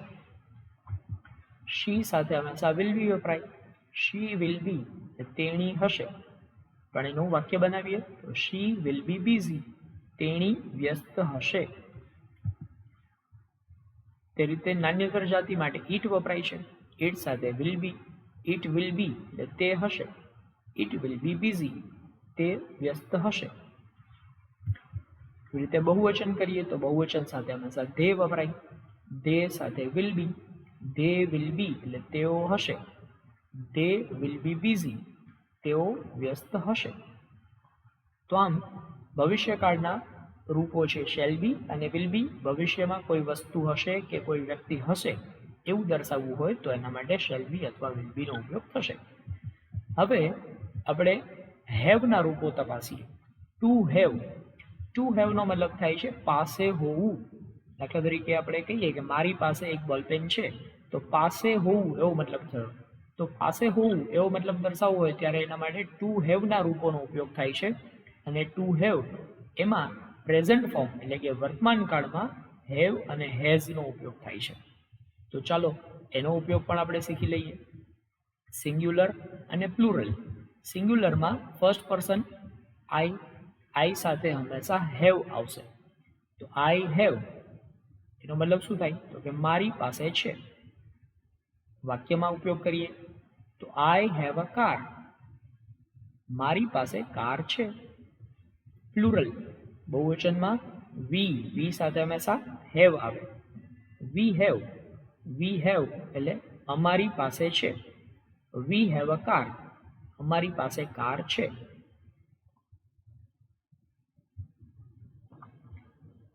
તો વી હેવ મતલબ અમારી પાસે છે. તો વી હેવ અ કાર, અમારી પાસે કાર છે. તો આ ફર્સ્ટ પર્સનની વાત થઈ. સેકન્ડ પર્સનમાં જોઈએ તો સેકન્ડ પર્સન સિંગ્યુલર. એમાં યુ એની સાથે હંમેશા હેવ આવે.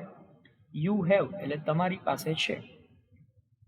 યુ હેવ અ કાર, તમારી પાસે કાર છે. બહુવચન કરીએ તો એમાં યુ જ આવશે. યુની સાથે હેવ વપરાય. યુ હેવ એટલે તમારી પાસે છે.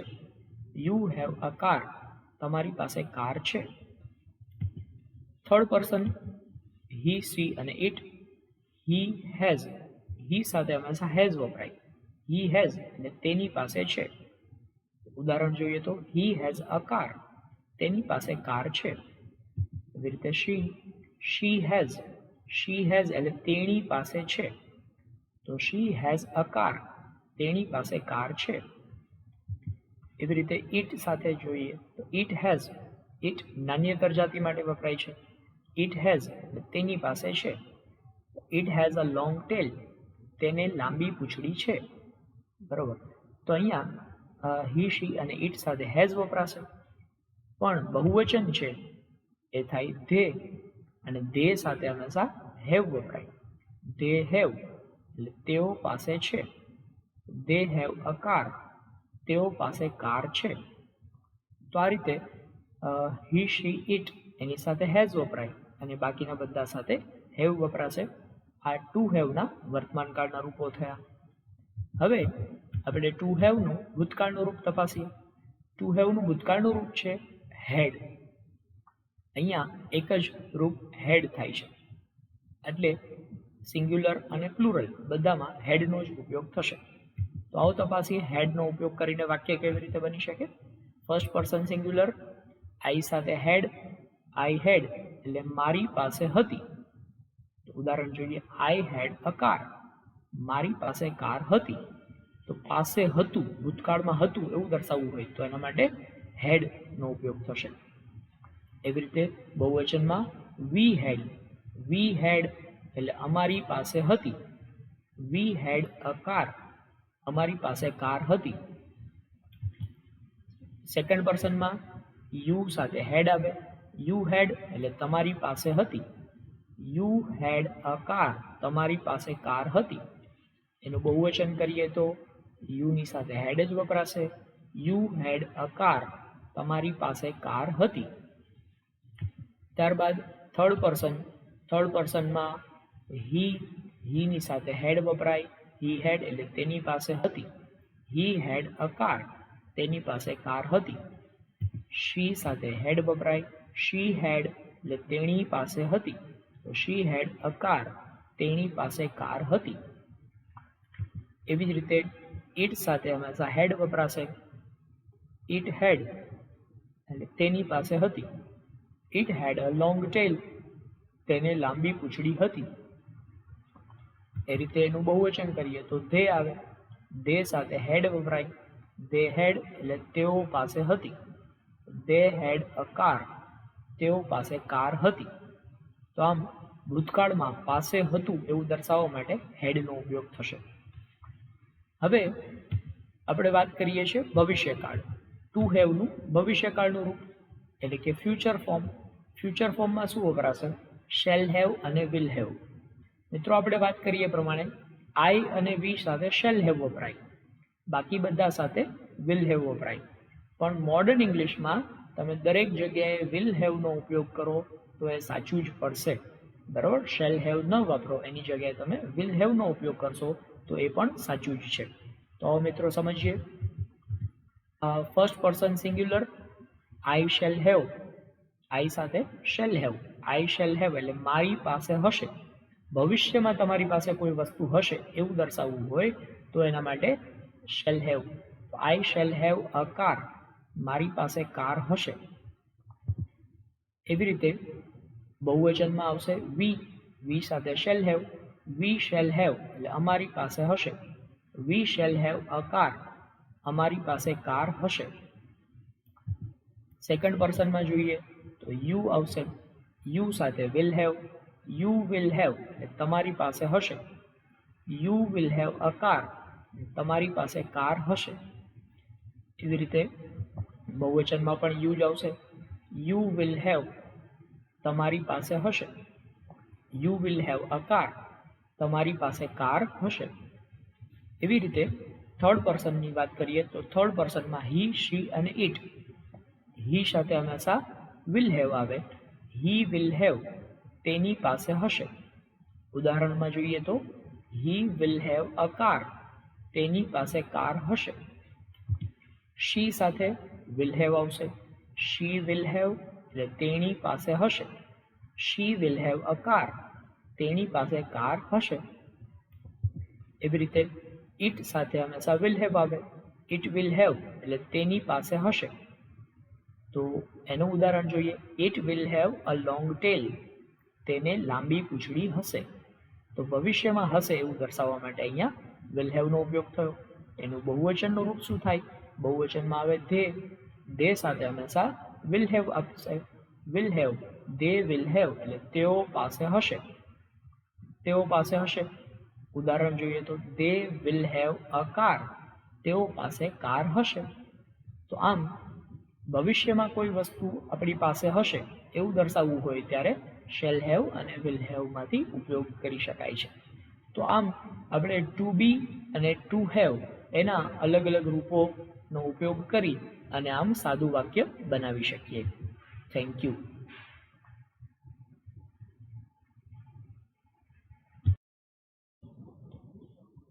નમસ્કાર તાલીમાર્થી મિત્રો. ઔદ્યોગિક તાલીમ સંસ્થા રાજકોટથી હું આશિષ ગોરવાડિયા, ઇન્સ્ટ્રક્ટર એમ્પ્લોયબિલિટી સ્કિલ્સ. આજના સેશનમાં આપ સૌનું હાર્દિક સ્વાગત કરું છું. મિત્રો, આજના સેશનમાં આપણે લોકો શીખવાના છીએ સેમેસ્ટર 1માં ટોપિક 2. ટોપિકનું ટાઇટલ છે ઇંગ્લિશ લિટરસી, જેમાં ચેપ્ટર નંબર 7. સરળતાથી સમજી શકાય એટલા માટે આપણે આ ચેપ્ટરને અલગ અલગ પાર્ટમાં ડિવાઈડ કર્યા છે. ચેપ્ટરનું ટાઇટલ છે ફંક્શનલ ઇંગ્લિશ, જેનો પાર્ટ 8 આપણે અત્યારે ભણી રહ્યા છીએ. પાર્ટ 8 એમાં આપણે ભણવાના છીએ એડજેક્ટિવ્સ, જેને ડિસ્ક્રાઇબિંગ વર્ડ્સ તરીકે ઓળખવામાં આવે છે. એડજેક્ટિવ ગુજરાતીમાં કહીએ તો વિશેષણ. તો આવો મિત્રો સમજીએ એડજેક્ટિવ્સ અથવા તો ડિસ્ક્રાઇબિંગ વર્ડ્સ એટલે કે વિશેષણ એટલે શું. તો એડજેક્ટિવ્સ ઓર ડિસ્ક્રાઇબિંગ વર્ડ્સ એટલે કે વિશેષણ એવા વર્ણનાત્મક શબ્દો છે કે જે નામ કે સર્વનામ વિશે વધારાની માહિતી આપે છે. નામના વિશે જે કંઈ પણ માહિતી, વધારાની માહિતી આપે એને વિશેષણ કહેવાય.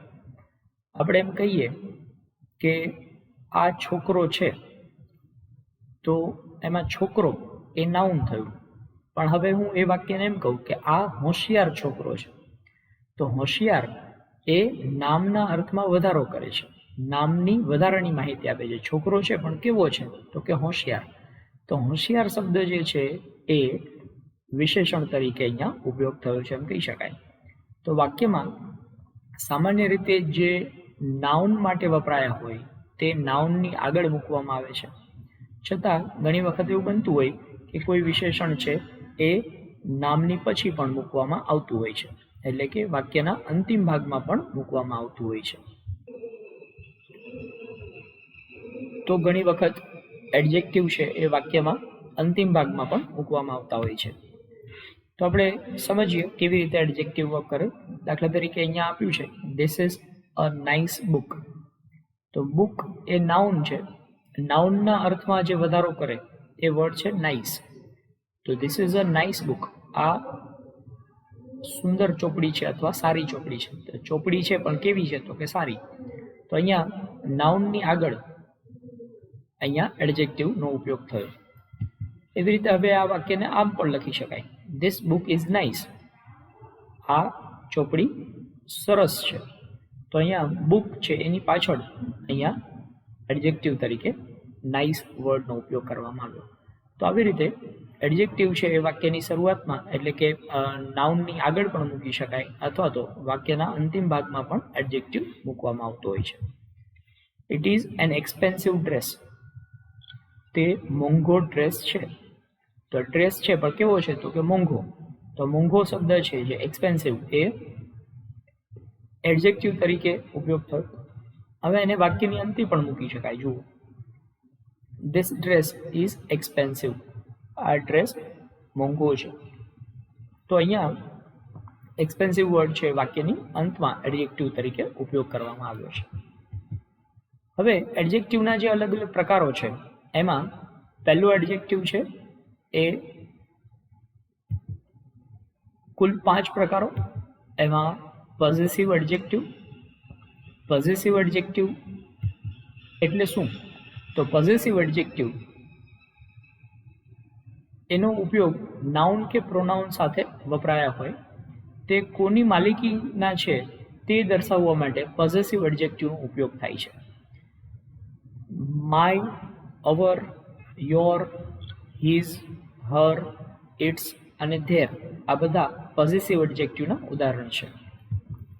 તો દાખલા તરીકે અહીંયા ધીસ ઇઝ માય બુક. તો અહીંયા માય એટલે મારું. તો અહીંયા માય છે એ પોઝેસિવ એડજેક્ટિવ તરીકે ઉપયોગ થયો છે. This is his car.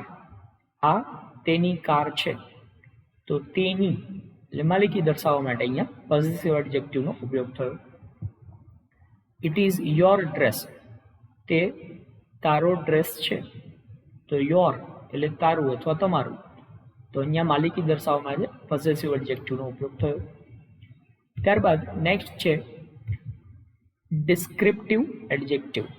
Descriptive એટલે જે ડિસ્ક્રાઇબ કરે, નિદર્શન કરે, એ પ્રકારના એડજેક્ટિવને ડિસ્ક્રિપ્ટિવ એડજેક્ટિવ કહેવાય. તો ડિસ્ક્રિપ્ટિવ એડજેક્ટિવ એટલે એવા શબ્દો કે જે નાઉનના ગુણો કે વિશિષ્ટતા દર્શાવતા હોય. જે શબ્દો નામના કોઈ ગુણ અથવા નામની કોઈ વિશિષ્ટતા દર્શાવે, એ વિશિષ્ટતા દર્શાવતા શબ્દો છે એને ડિસ્ક્રિપ્ટિવ એડજેક્ટિવ તરીકે ઓળખવામાં આવશે. તો જોઈએ ઉદાહરણ. He is a tall boy, તે ઊંચો છોકરો છે. છોકરો છે પણ કેવો છે? તો કે ઊંચો. તો આ નામની વિશિષ્ટતા દર્શાવે છે. They are good students, students પણ કેવા? તો કે ગુડ. તો અહીંયા ગુડ એ સ્ટુડન્ટ્સના વિશિષ્ટતા દર્શક શબ્દ છે અહીંયા, એટલે એને ડિસ્ક્રિપ્ટિવ એડજેક્ટિવ કહેવાય. ત્યારબાદ she is a clever girl, તેણી હોશિયાર છોકરી છે. તો ગર્લ એટલે છોકરી પણ કેવી? તો કે ક્લેવર. તો અહીંયા ક્લેવર શબ્દ છે એ ડિસ્ક્રિપ્ટિવ એડજેક્ટિવ તરીકે ઉપયોગ થયો છે. ત્યારબાદ rose is a beautiful flower, ગુલાબ સુંદર ફૂલ છે. તો બ્યુટીફુલ અહીંયા ફ્લાવરના અર્થમાં વધારો કરે છે, એટલે આ ડિસ્ક્રિપ્ટિવ એડજેક્ટિવ છે. ત્યારબાદ એડજેક્ટિવો ડિસ્ક્રાઇબિંગ વર્ડમાં નેક્સ્ટ છે ન્યુમરલ એડજેક્ટિવ. ન્યુમરલ એડજેક્ટિવ જે આંકડા દર્શાવે એ પ્રકારનું એડજેક્ટિવ એને કહેવાય ન્યુમરલ એડજેક્ટિવ. ન્યુમરલ એડજેક્ટિવ એ એવા શબ્દો કે જે નાઉનની સંખ્યા અથવા પ્રમાણ બતાવે છે. જેમ કે 5 brothers, some salt, each student. આ બધા જ અહીંયા બ્રધર તો એનું પ્રમાણ દર્શાવે છે, એની સંખ્યા દર્શાવે છે. તો 5 brothers. સોલ્ટ એટલે નમક, પણ કેટલું નમક? તો કે સમ. તો એ સમ છે એ નમકનું પ્રમાણ દર્શાવે છે. સ્ટુડન્ટ કેટલા સ્ટુડન્ટ? ઈચ એટલે દરેક, દરેક વિદ્યાર્થી. તો અહીંયા આમ નાઉનનું પ્રમાણ અથવા નાઉનની સંખ્યા દર્શાવે એને ન્યુમરલ એડજેક્ટિવ કહેવાય. ન્યુમરલ એડજેક્ટિવ એના 3 પેટા પ્રકારો છે. એક ડેફિનિટ ન્યુમરલ એડજેક્ટિવ, બીજું છે ઇનડેફિનિટ ન્યુમરલ એડજેક્ટિવ, અને ત્રીજું છે ડિસ્ટ્રીબ્યુટિવ ન્યુમરલ એડજેક્ટિવ. તો ત્રણેય વિશે આપણે સમજૂતી મેળવીએ. સૌથી પહેલી વાત છે ડેફિનિટ ન્યુમરલ એડજેક્ટિવ. ડેફિનિટ ન્યુમરલ એડજેક્ટિવ એવા સંખ્યાવાચક શબ્દો કે જે નાઉનની નિશ્ચિત સંખ્યાનો ઉલ્લેખ કરતા હોય. નાઉનની નિશ્ચિત સંખ્યા એટલે કોઈ નિશ્ચિત સંખ્યા દેખાડે એને ડેફિનિટ ન્યુમરલ એડજેક્ટિવ કહેવાય. તો તમામ કાર્ડિનલ અને ઓર્ડિનલ નંબર્સ એ ડેફિનિટ ન્યુમરલ એડજેક્ટિવના ઉદાહરણો છે. દાખલા તરીકે he got the first prize, તેને પહેલું પ્રાઇઝ મળ્યું. તો પહેલું ફર્સ્ટ અહીંયા ડેફિનિટ ન્યુમરલ એડજેક્ટિવ કહેવાય. શું કામ? કારણ કે એ ચોક્કસતા દર્શાવે છે કે પ્રાઇઝ મળ્યું પણ કેટલામું? તો કે પહેલું. તો અહીંયા ફર્સ્ટ છે એ ચોક્કસતા દર્શાવતું એક એડજેક્ટિવ છે. એવી રીતે there are 100 coins in the purse. તો પર્સમાં 100 coins છે. કોઇન્સ કેટલા છે? તો કે 100. તો અહીંયા ચોક્કસ સંખ્યાનો ઉલ્લેખ કરે છે, એટલા માટે એને ડેફિનિટ ન્યુમરલ એડજેક્ટિવ કહેવાય. She is the third child of her parents. તેની તેના માતા પિતાની ત્રીજી દીકરી છે. તો થર્ડ આ ચોક્કસતા દર્શાવે છે, એટલા માટે એને ડેફિનિટ ન્યુમરલ એડજેક્ટિવ કહેવાય. Each answer is of 5 marks. Each answer એટલે દરેક જવાબ 5 માર્કનો છે. તો અહીંયા ઈચ એટલે દરેક, પણ અહીંયા 5 જે આપ્યું છે એ ચોક્કસતા દર્શાવે છે. તો અહીંયા ચોક્કસતા દર્શાવતું ન્યુમરલ એડજેક્ટિવ છે. ત્યારબાદ છે ઇનડેફિનિટ ન્યુમરલ એડજેક્ટિવ. ઇનડેફિનિટ એટલે અચોક્કસ સંખ્યા દર્શાવતું હોય એને ઇનડેફિનિટ ન્યુમરલ એડજેક્ટિવ કહેવાય. તો ઇનડેફિનિટ ન્યુમરલ એડજેક્ટિવ જે નાઉનની અનિશ્ચિત સંખ્યા અથવા પ્રમાણનો ઉલ્લેખ કરે છે, જેમાં સમ, એની, મચ, મેની, લિટલ, ફ્યુ આ બધા ઇનડેફિનિટ ન્યુમરલ એડજેક્ટિવ છે. I have sum friends here. તો સમ એટલે થોડાક, તો થોડાક એટલે કેટલા? અહીંયા નિશ્ચિત નથી. તો નિશ્ચિત નથી એટલા માટે એને ઇનડેફિનિટ ન્યુમરલ એડજેક્ટિવ કહેવાય. ત્યારબાદ she has a few pictures, તેની પાસે થોડાક પિક્ચર્સ છે. તો થોડાક, અ ફ્યુ એટલે થોડાક, થોડાક એટલે કેટલા એ નક્કી નથી અહીંયા, તો એ ઇનડેફિનિટ ન્યુમરલ એડજેક્ટિવ છે. He has got much money, તેને ઘણા પૈસા મળ્યા છે. તો મચ એટલે ઘણા, તો ઘણા એટલે કેટલાક, તો એ નિશ્ચિત નથી એટલા માટે ઇનડેફિનિટ ન્યુમરલ એડજેક્ટિવ કહેવાય. ત્યારબાદ is there any chocolate in the fridge, ફ્રીજમાં કોઈ ચોકલેટ છે. તો એની એ પણ અનિશ્ચિત સંખ્યા દર્શાવે છે એટલા માટે ઇનડેફિનિટ ન્યુમરલ એડજેક્ટિવ છે. ત્યારબાદ ડિસ્ટ્રીબ્યુટિવ ન્યુમરલ એડજેક્ટિવ. ડિસ્ટ્રીબ્યુટિવ ન્યુમરલ એડજેક્ટિવ જે સામાન્ય રીતે સિંગ્યુલર નાઉન સાથે વપરાય છે અને જૂથના સભ્યોનો વ્યક્તિગત ઉલ્લેખ દર્શાવે છે. જેમ કે 10મા ધોરણનો દરેક વિદ્યાર્થી, તો દરેક એ વ્યક્તિગત ઉલ્લેખ કરવા માટે. રીતે સભાગૃહની પ્રત્યેક ખુરશી, તો આમ પ્રત્યેક એ વ્યક્તિગત ઉલ્લેખ દર્શાવવા માટે ઉપયોગ થયો. એના ઉદાહરણો જોઈએ તો એવરી, ઈચ, અનધર, અધર, આ બધા ડિસ્ટ્રીબ્યુટિવ ન્યુમરલ એડજેક્ટિવ છે.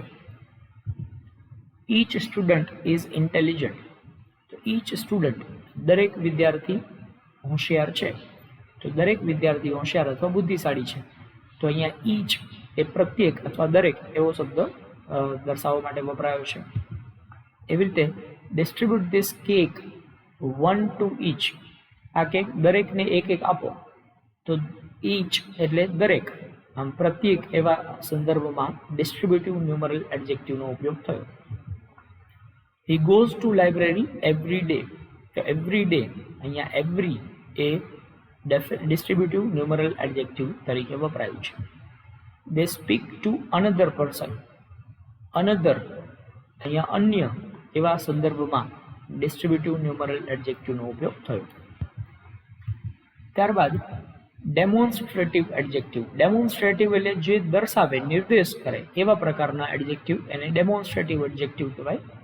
ડેમોન્સ્ટ્રેટિવ એડજેક્ટિવ એ એવા શબ્દો છે કે જે નાઉનનો નિર્દેશ કરે છે, જેમાં ધીસ, ધીઝ, ધેટ અને ધોઝ આ ડેમોન્સ્ટ્રેટિવ એડજેક્ટિવ છે.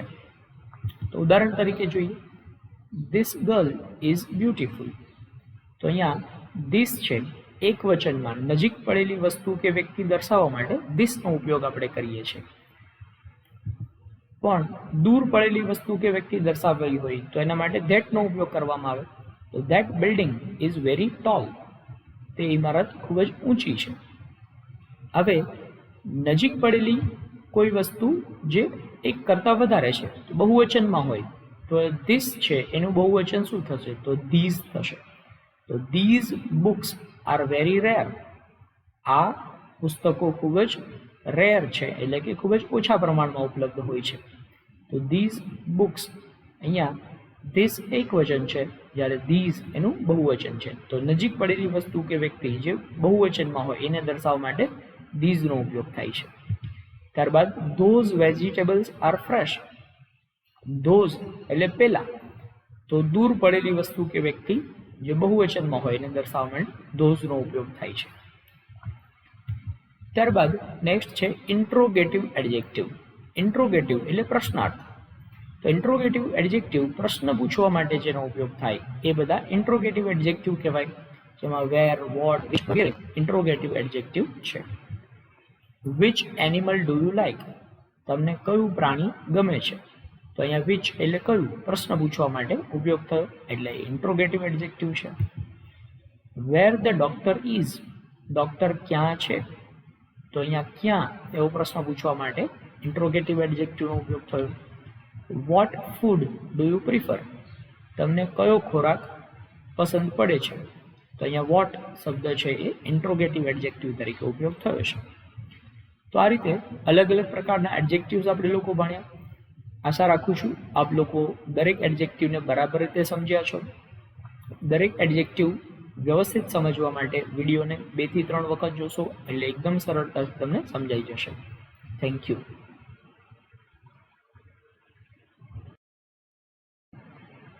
નમસ્કાર તાલીમાર્થી મિત્રો, ઔદ્યોગિક તાલીમ સંસ્થા રાજકોટથી હું આશિષ ગોરવાડિયા, ઇન્સ્ટ્રક્ટર એમ્પ્લોયબિલિટી સ્કિલ્સ. આજના સેશનમાં આપ સૌનું હાર્દિક સ્વાગત કરું છું. મિત્રો, આજના સેશનમાં આપણે લોકો શીખવાના છીએ તમારા સેમેસ્ટર 1માં ટોપિક 2. ટોપિકનું ટાઇટલ છે ઇંગ્લિશ લિટરસી, જેમાં ચેપ્ટર 7ને અલગ અલગ પાર્ટમાં આપણે ડિવાઈડ કર્યા છે. જેમાં ફંક્શનલ ઇંગ્લિશ પાર્ટ નંબર 9, એમાં આજે આપણે લોકો શીખવાના છીએ એડવર્બ. એડવર્બ એને કહેવાય છે ક્રિયા વિશેષણ. એડવર્બનો મતલબ શું થાય? તો એડવર્બનો મતલબ થાય ક્રિયા વિશેષણ. તો ક્રિયા વિશેષણ એટલે શું?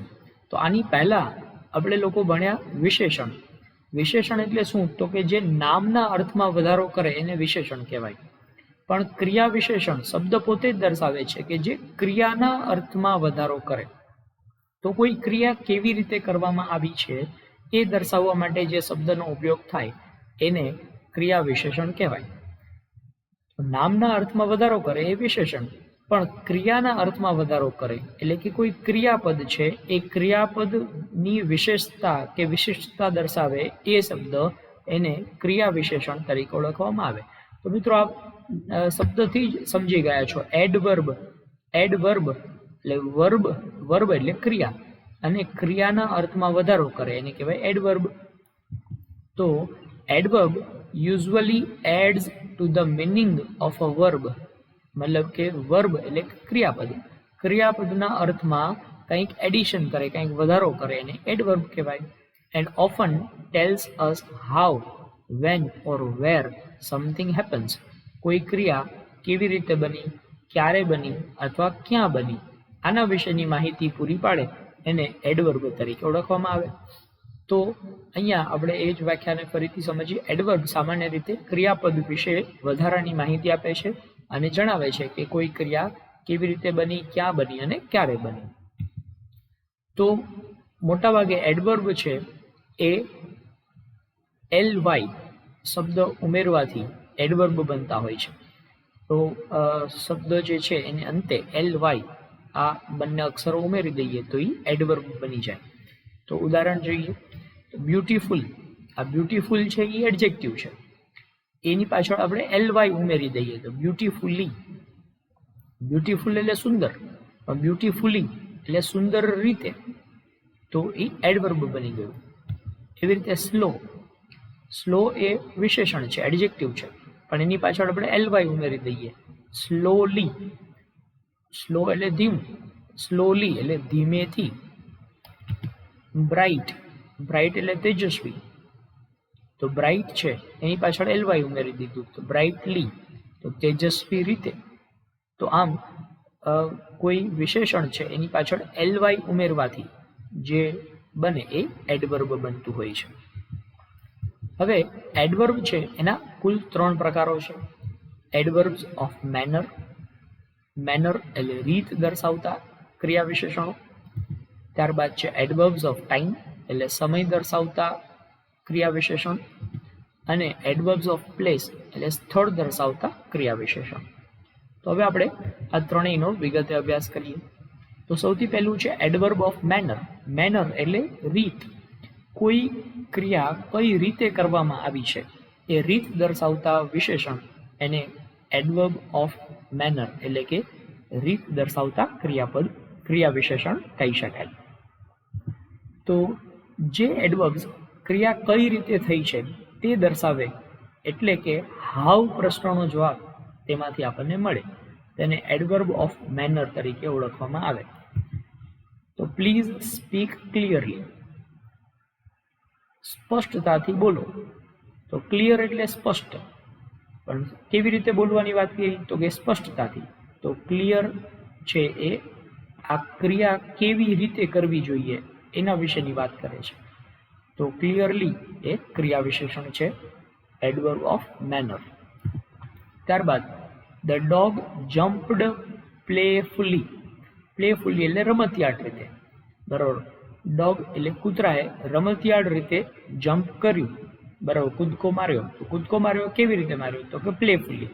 તો પ્લેફુલી છે એ આ જમ્પ કરવાની જે ક્રિયા છે એની વિશેષતા દર્શાવે છે, એટલા માટે એડવર્બ ઓફ મેનર છે, એટલે કે ક્રિયા વિશેષણ છે. ત્યારબાદ નેક્સ્ટ આપણે વાત કરીએ એડવર્બ ઓફ ટાઈમ. તો એડવર્બ ઓફ ટાઈમ એટલે કોઈ ક્રિયા કયા સમયે થઈ છે એ સમય દર્શાવે, એટલે કે વેન પ્રશ્નોનો જવાબ આપે. વેન એટલે ક્યારે, તો કોઈ ક્રિયા ક્યારે થઈ એના માટેનો જવાબ આપે તો એને એડવર્બ ઓફ ટાઈમ કહેવાય છે. ઉદાહરણ જોઈએ તો લેટર એટલે કે મોડેકથી, નાવ એટલે અત્યારે જ, જસ્ટ એટલે હમણાં જ, ઓફન એટલે વારંવાર, સમટાઈમ્સ એટલે ક્યારેક ક્યારેક. તો આ દરેક એ સમય, કોઈ ક્રિયા કયા સમયે થઈ છે એ દર્શાવે છે, એટલા માટે એને એડવર્બ ઓફ ટાઈમ કહેવાય છે. ત્યારબાદ છે એડવર્બ ઓફ પ્લેસ. તો સ્થળ દર્શાવતું જે ક્રિયા વિશેષણ છે એ કહેવાય એડવર્બ ઓફ પ્લેસ. તો જે એડવર્બ ક્રિયા કયા સ્થળે થઈ છે એ દર્શાવે, એટલે કે વેર પ્રશ્નનો જવાબ આપે, એને એડવર્બ ઓફ પ્લેસ તરીકે ઓળખવામાં આવે છે. તો એડવર્બ ઓફ પ્લેસ એના માટેના ઉદાહરણો જોઈએ તો હિયર એટલે કોઈ ક્રિયા ક્યાં થઈ છે, તો કે હિયર એટલે અહીંયા જ થઈ છે. એવી રીતે ઇનસાઇડ એટલે અંદરની બાજુ, અબ્રોડ એટલે વિદેશ, અબાવ એટલે ઉપર, અપસ્ટેર્સ એટલે ઉપરના માળે. આમ આ દરેક છે એ સ્થળ દર્શાવતા ક્રિયા વિશેષણો છે, એટલે એને કહેવાય એડવર્બ ઓફ પ્લેસ. તો આ રીતે 3 પ્રકારના ક્રિયા વિશેષણો આપણે ભણ્યા. વારંવાર વિડીયો જોઈને તમે ખૂબ જ સરળતાથી એને યાદ રાખી શકશો. Thank you.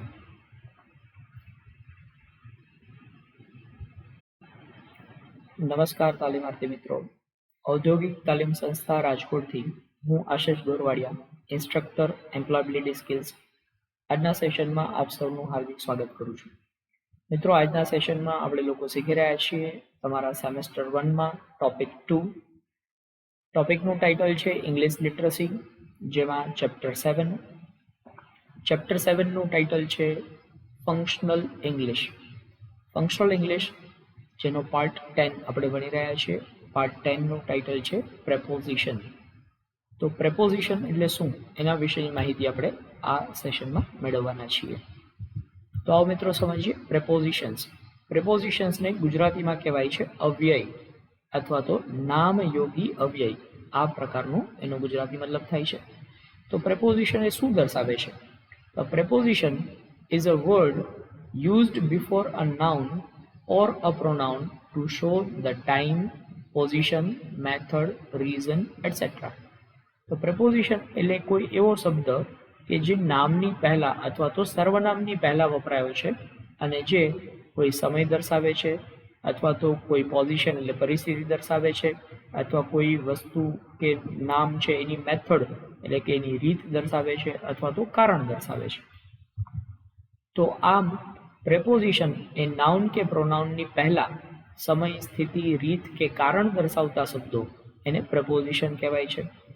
ઘણા બધા પ્રેપોઝિશન્સ છે, પરંતુ એમાં ઓન, એટ અને ઇન એ મુખ્ય પ્રેપોઝિશન્સ છે. તો આવો મિત્રો સમજીએ અલગ અલગ પ્રેપોઝિશન્સ. દાખલા તરીકે પ્રેપોઝિશન ઓન. ઓન શબ્દનો મતલબ શું થાય? ઓન એટલે ઉપર. તો ઓન ધ પ્લેટફોર્મ એટલે પ્લેટફોર્મ ઉપર. ઓન ધ સેકન્ડ ફ્લોર એટલે બીજા માળ ઉપર. ઓન મંડે એટલે સોમવારે અથવા સોમવાર ઉપર.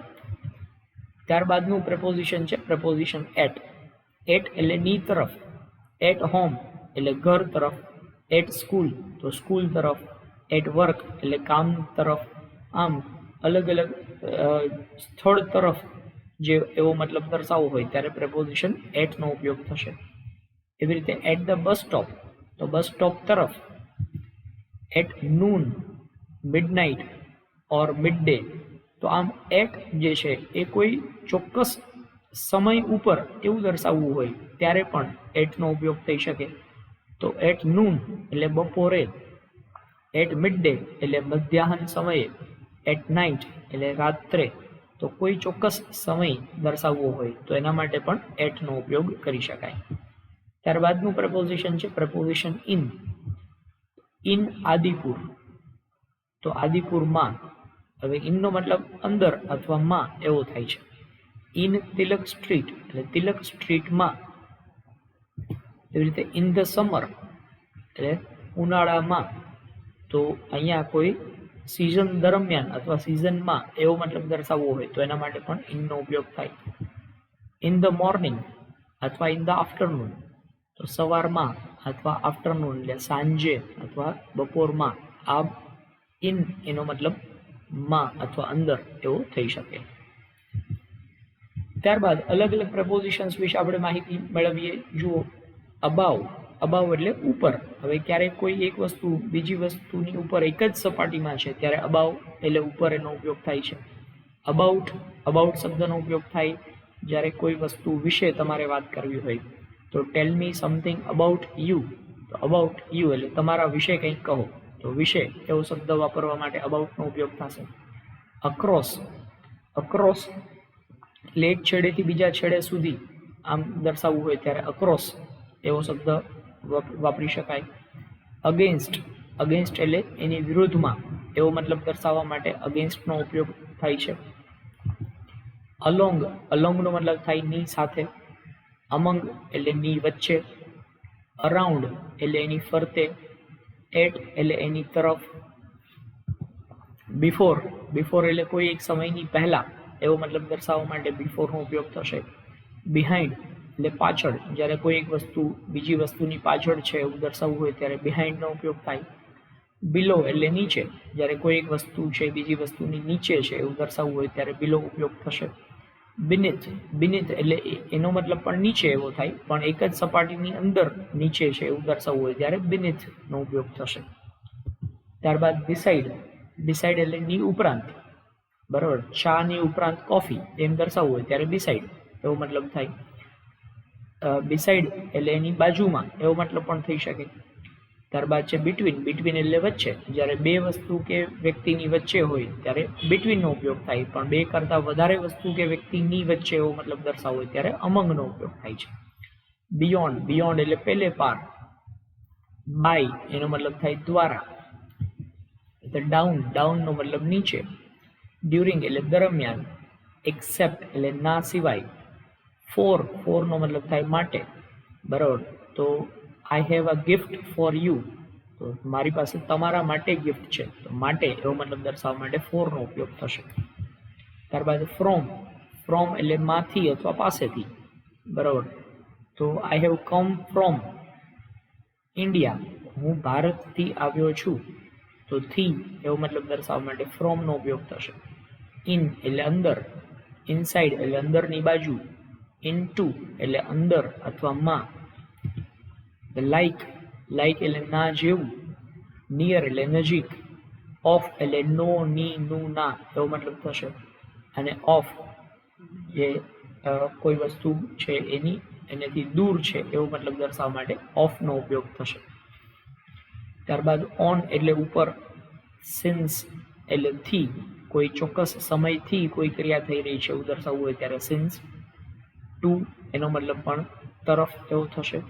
ટુવર્ડ એનો મતલબ પણ તરફ થાય. થ્રુ. થ્રુ એટલે ની વચ્ચેથી. અંડર એટલે નીચે. અન્ટિલ એટલે ત્યાં સુધી. અપ એટલે ઉપર.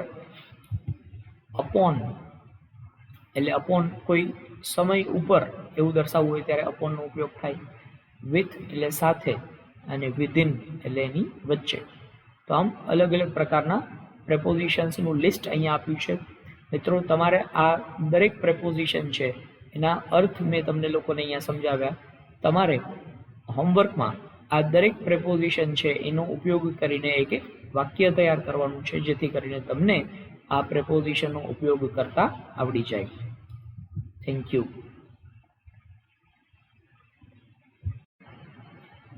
નમસ્કાર તાલીમાર્થી મિત્રો. ઔદ્યોગિક તાલીમ સંસ્થા રાજકોટથી હું આશીષ ગોરવાડિયા, ઇન્સ્ટ્રક્ટર એમ્પ્લોયબિલિટી સ્કિલ્સ. આજના સેશનમાં આપ સૌનું હાર્દિક સ્વાગત કરું છું.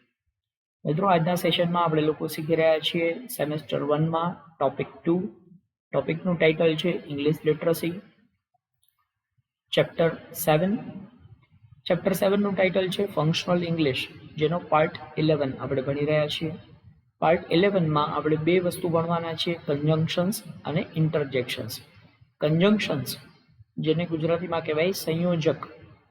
જ્યારે કોઈ બે વાક્ય સ્વતંત્ર વાક્ય છે એને જોડવા હોય તો એને જોડવા માટે જે શબ્દનો ઉપયોગ થાય એને કન્જંક્શન તરીકે ઓળખવામાં આવે છે. એવી રીતે ઇન્ટરજેક્શન્સ.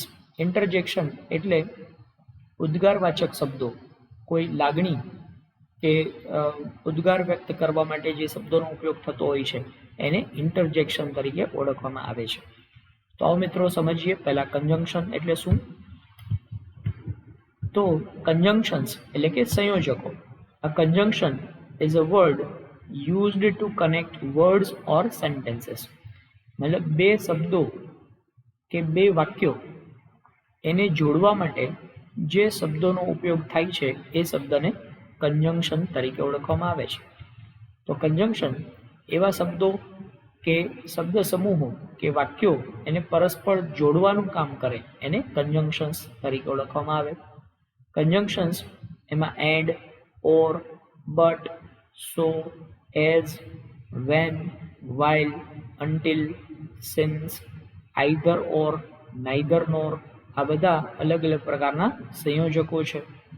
તો ઉદાહરણ તરીકે આપણે સમજીએ, Ram and Shyam are friends. તો અહીંયા બે શબ્દોને જોડવા માટે એન્ડનો ઉપયોગ થયો. તમે જોઈ શકો છો રામ અને શ્યામ બંને મિત્રો છે. એવી રીતે would you like to stay at home or at hotel. તમે ઘરે રોકાવા માંગો છો કે હોટલમાં રોકાવા માંગો છો. તો અહીંયા ઘરે રોકાવાની એક ક્રિયા અને હોટલમાં રોકાવાની બીજી ક્રિયા, આ બંને ક્રિયાઓને જોડવા માટે અહીંયા ઓર શબ્દનો ઉપયોગ થયો. તો આ કન્જંક્શન છે.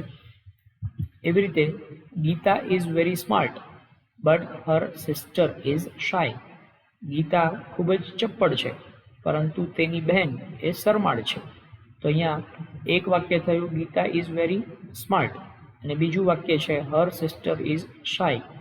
તો અહીંયા આ બંને વાક્યો એને જોડવા માટે બટ શબ્દનો ઉપયોગ થયો. તો આ બટ અહીંયા સંયોજક તરીકે વપરાયું છે.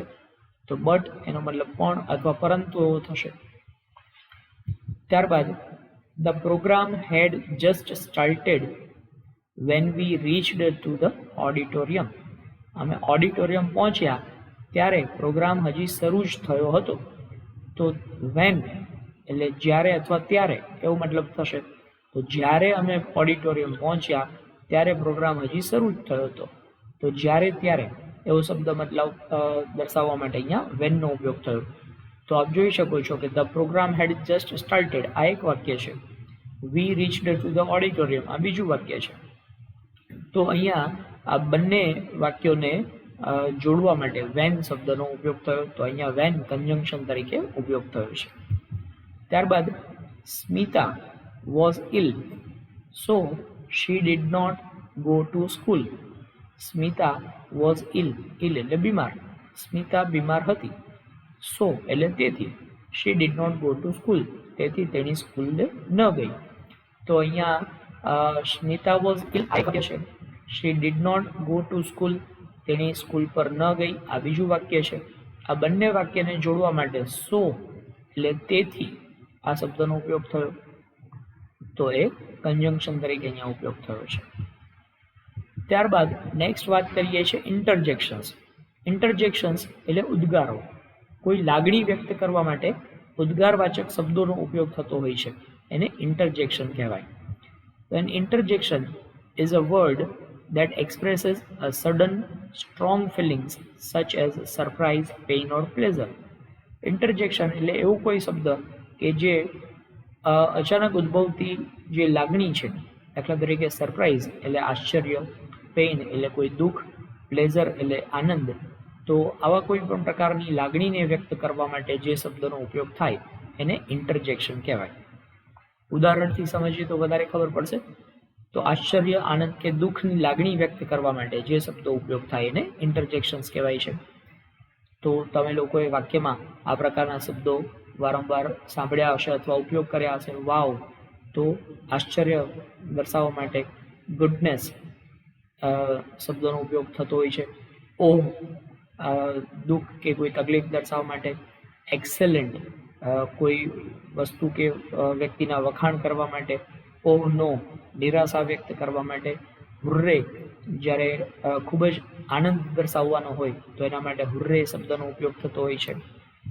ત્યારબાદ thanks, good luck, help, well done, હે, સો સેડ દુઃખ વ્યક્ત કરવા માટે એનો ઉપયોગ થતો હોય છે.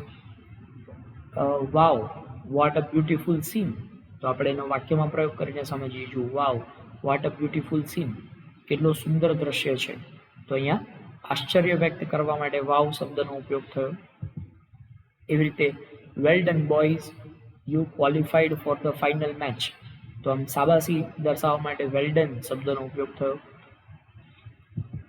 ત્યારબાદ ઓહ નો દેટ્સ રિયલી સેડ ન્યૂઝ, નિરાશા વ્યક્ત કરવા માટે ઓહ નો શબ્દનો ઉપયોગ થતો હોય છે. ઓહ નો ખૂબ જ ખરાબ સમાચાર છે, તો આમ નિરાશા વ્યક્ત કરવા માટે ઓહ નો શબ્દનો ઉપયોગ થયો. તો આમ અલગ અલગ પ્રકારના ઇન્ટરજેક્શન્સ છે એ વાક્યમાં ઉપયોગ થતા હોય છે. આશા છે આપ સૌને કન્જંક્શન્સ અને ઇન્ટરજેક્શન્સ બરાબર રીતે સમજાઈ ગયા હશે. Thank you.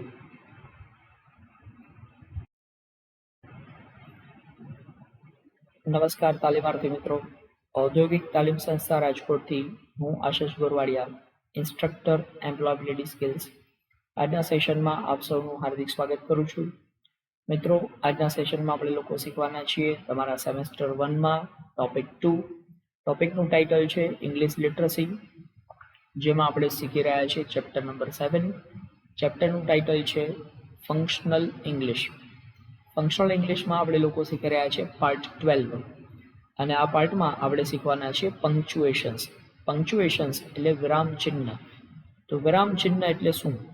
તો વાક્યનો અર્થ છે એને પૂર્ણ કરવા માટે વાક્યને અંતે કોઈ ચિહ્ન લગાડવામાં આવતું હોય છે. દાખલા તરીકે પૂર્ણ વિરામ, અલ્પ વિરામ અથવા પ્રશ્નાર્થ ચિહ્ન. આમ અલગ અલગ પ્રકારના વિરામ ચિહ્નો છે એ આપણે અહીંયા ભણવાના છીએ. કયા પ્રકારનું વિરામ ચિહ્ન ક્યારે ઉપયોગમાં લેવામાં આવશે એના વિશેના નિયમો આપણે અહીંયા સમજીશું. તો પંક્ચ્યુએશન્સ એટલે કે વિરામ ચિહ્નો. ભાષામાં પંક્ચ્યુએશન્સ છે એ ખૂબ જ અગત્યનું સ્થાન ધરાવે છે, ખૂબ જ મહત્વનું સ્થાન ધરાવે છે. ભાષાને અર્થગમ્ય અથવા તો એનો સ્પષ્ટતાથી અર્થ સમજી શકાય એના માટે વિરામ ચિહ્ન છે એ ખૂબ જ અગત્યનો ફાળો આપે છે. પંક્ચ્યુએશનના અયોગ્ય ઉપયોગથી અર્થનો અનર્થ થઈ શકે છે. તો આપણે અહીંયા અગત્યના પંક્ચ્યુએશન્સ વિશેની માહિતી મેળવતા જઈએ. સૌથી પહેલું છે ફૂલ સ્ટોપ એટલે કે પૂર્ણ વિરામ. વિધાન વાક્યના અંતે વિચાર પૂર્ણ થયો છે એવો સંકેત આપવા માટે પૂર્ણ વિરામનો ઉપયોગ થતો હોય છે. દાખલા તરીકે ટુડે ઇઝ મંડે, આજે સોમવાર છે. અહીંયા વાક્ય પૂર્ણ થઈ ગયું, તો પૂર્ણ થયું એટલે ત્યાં પૂર્ણ વિરામનો ઉપયોગ થશે. Suresh is an intelligent boy, Suresh એ બુદ્ધિશાળી છોકરો છે. તો એક વાક્ય કે એક વિચાર અહીંયા પૂર્ણ થયો, તો એ પૂર્ણ દર્શાવવા માટે ત્યાં વિરામ ચિહ્ન ફૂલ સ્ટોપનો ઉપયોગ થયો છે. વી લવ ઇન્ડિયા, અમે ભારતને ચાહીએ છીએ અથવા પ્રેમ કરીએ છીએ. તો ઇન્ડિયા ત્યાં વાક્ય પૂર્ણ થયું, તો ત્યાં પૂર્ણ વિરામનો ઉપયોગ થયો. કોઈ શબ્દના સંક્ષિપ્ત રૂપ દર્શાવવા હોય તો એના માટે પણ પૂર્ણ વિરામનો ઉપયોગ થાય છે. દાખલા તરીકે ફ્રાઈડે એનું સંક્ષિપ્ત રૂપ દર્શાવવા માટે FRI કરી અને અહીંયા ફૂલ સ્ટોપ લાગ્યું. રીતે ડિસેમ્બર, તો ડિસેમ્બર આખો શબ્દ ન લખવો હોય તો એના માટે એનું ટૂંકું રૂપ કરી અને અહીંયા પૂર્ણ વિરામનો ઉપયોગ થયો. આ રીતે કોઈ દેશના નામ અથવા કોઈ દરજ્જાના નામ માટે પણ પૂર્ણ વિરામનો ઉપયોગ થતો હોય છે. દાખલા તરીકે USA, United states of America.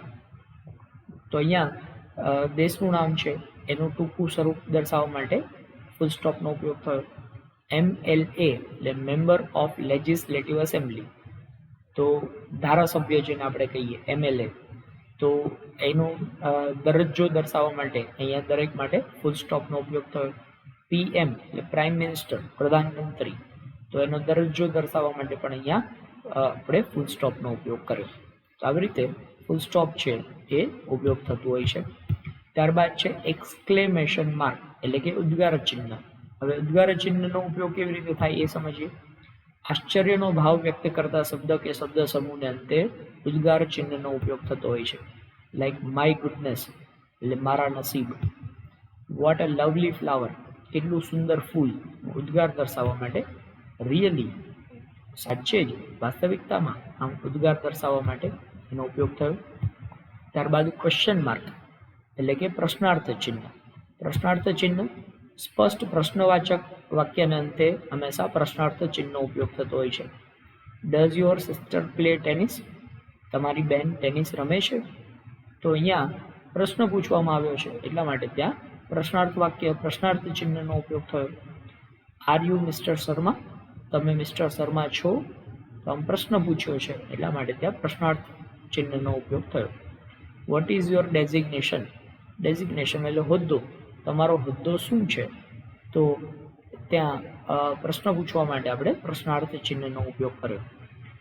Where are you from? તમે ક્યાંથી આવ્યા છો? તો ફ્રોમ ક્યાંથી આમ પ્રશ્ન પૂછવા માટે ત્યાં ક્વેશ્ચન માર્કનો ઉપયોગ કરવામાં આવ્યો છે. ત્યારબાદ કોમા એટલે કે અલ્પવિરામ. યાદીમાંની કોઈ વસ્તુઓને એકબીજાથી અલગ પાડવા માટે કોઈ લાંબી યાદી લાંબુ લિસ્ટ આપ્યું છે તો એને એકબીજાથી અલગ પાડવા માટે તમારે કોમાનો ઉપયોગ કરવામાં આવતો હોય છે. લાઈક એક્ઝામ્પલ અહીંયા આપ્યું છે we grow apples, pears, peaches, plums અને એપ્રિકોટ્સ. તો અમે દરેક આ વસ્તુઓ ઉગાડીએ છીએ. તો દરેક વસ્તુનું લાંબુ લિસ્ટ છે. એ લિસ્ટમાં દરેકને અલગ પાડવા માટે અહીંયા કોમા એનો ઉપયોગ કરવામાં આવે. એક સાથે વપરાયેલા સમાન કક્ષાના વિશેષણોને એકબીજાથી અલગ પાડવા માટે પણ કોમાનો ઉપયોગ થતો હોય છે. ઉદાહરણ તરીકે he chooses the largest most expensive prettiest diamond. તે સૌથી મોટામાં મોટો, મોસ્ટ એક્સપેન્સિવ એટલે સૌથી મોંઘો અને પ્રેટીએસ્ટ એટલે સૌથી સુંદર ડાયમંડ એટલે હીરો પસંદ કરે છે. તો અહીંયા એક સમાન જે કક્ષાના વિશેષણો છે એ વિશેષણને એકબીજાથી અલગ પાડવા માટે પણ કોમાનો ઉપયોગ કરવામાં આવ્યો. વાક્યમાં વપરાયેલ અવતરણને બાકીના અલગ વાક્યથી અલગ પાડવા માટે the teacher said hard work is the key to success. તો અહીંયા અવતરણમાં જે વાક્ય છે એ વાક્યને ધ ટીચર સેડ આ વાક્યથી અલગ દર્શાવવા માટે અહીંયા કોમાનો ઉપયોગ કરવામાં આવ્યો. Used after yes and no when these are at the beginning of the answer. કોઈ પ્રશ્નનો જવાબ આપવા માટે એ જવાબમાં શરૂઆતમાં યસ અથવા નો એવા શબ્દો વપરાયા હોય તો એને આખા વાક્યથી અલગ પાડવા માટે પણ કોમાનો ઉપયોગ કરવામાં આવે છે. Yes I am going to my village. હા, હું મારા ગામ જઈ રહ્યો છું. તો અહીંયા હા શબ્દને આખા વાક્યથી અલગ પાડવા માટે કોમાનો ઉપયોગ થયો. No my school has not closed. ના, મારી શાળા બંધ થઈ નથી. તો અહીંયા આખા વાક્યને આખા જવાબને અલગ પાડવા માટે નો શબ્દ પછી અહીંયા અલ્પવિરામનો ઉપયોગ કરવામાં આવ્યો. ત્યારબાદ છે એફોસ્ટ્રોફી. એફોસ્ટ્રોફી માર્ક જે છે એનો ઉપયોગ કેવી રીતે થાય એ દર્શાવવા માટે તો સૌથી પહેલું માલિકી દર્શાવવા માટે એફોસ્ટ્રોફીનો ઉપયોગ થતો હોય છે. ડોગ્સ પો એટલે કૂતરાનો પગ. તો આમ પગ કોનો? તો કૂતરાનો. પંજો, પો એટલે પંજો થાય. તો એની માલિકી દર્શાવવા માટે એફોસ્ટ્રોફીનો ઉપયોગ થયો. એ રીતે ધ મેન્સ રૂમ, માણસનો રૂમ. તો માલિકી દર્શાવવા માટે એફોસ્ટ્રોફી માર્ક અહીંયા ઉપયોગ થયો. કોઈ શબ્દ કે સંખ્યા અહીં લખાયા નથી એવું દર્શાવવા માટે પણ અહીંયા એફોસ્ટ્રોફી માર્કનો ઉપયોગ થતો હોય છે. દાખલા તરીકે ઇઝન્ટ. હવે ઇઝન્ટ છે એ ટૂંકું રૂપ છે શેનું? Is not. હવે અહીંયા ઇઝ નોટ એમાં ઓ નથી લખાયો, એની જગ્યાએ અહીંયા અલ્પવિરામ અહીંયા એફોસ્ટ્રોફી માર્કનો ઉપયોગ થયો. તો ઇઝન્ટ એવી રીતે લખાયું. એવી રીતે હેવ નોટ. તો હેવ નોટમાં અહીંયા ઓ નથી લખાયો, એની જગ્યાએ અહીંયા એફોસ્ટ્રોફી માર્ક થયું. તો હેવન્ટ. તો ઇટ ઇઝ એ દર્શાવવા માટે ઇટ ઇઝમાં આઈ નથી લખાયું, અહીંયા તમે જોઈ શકો છો. તો ઇટ્સ એવો એનો મતલબ થયો. 1995 1995. હવે 1995માં અહીંયા 19 નથી લખ્યું, આપણે ડાયરેક્ટ 95 લખ્યું.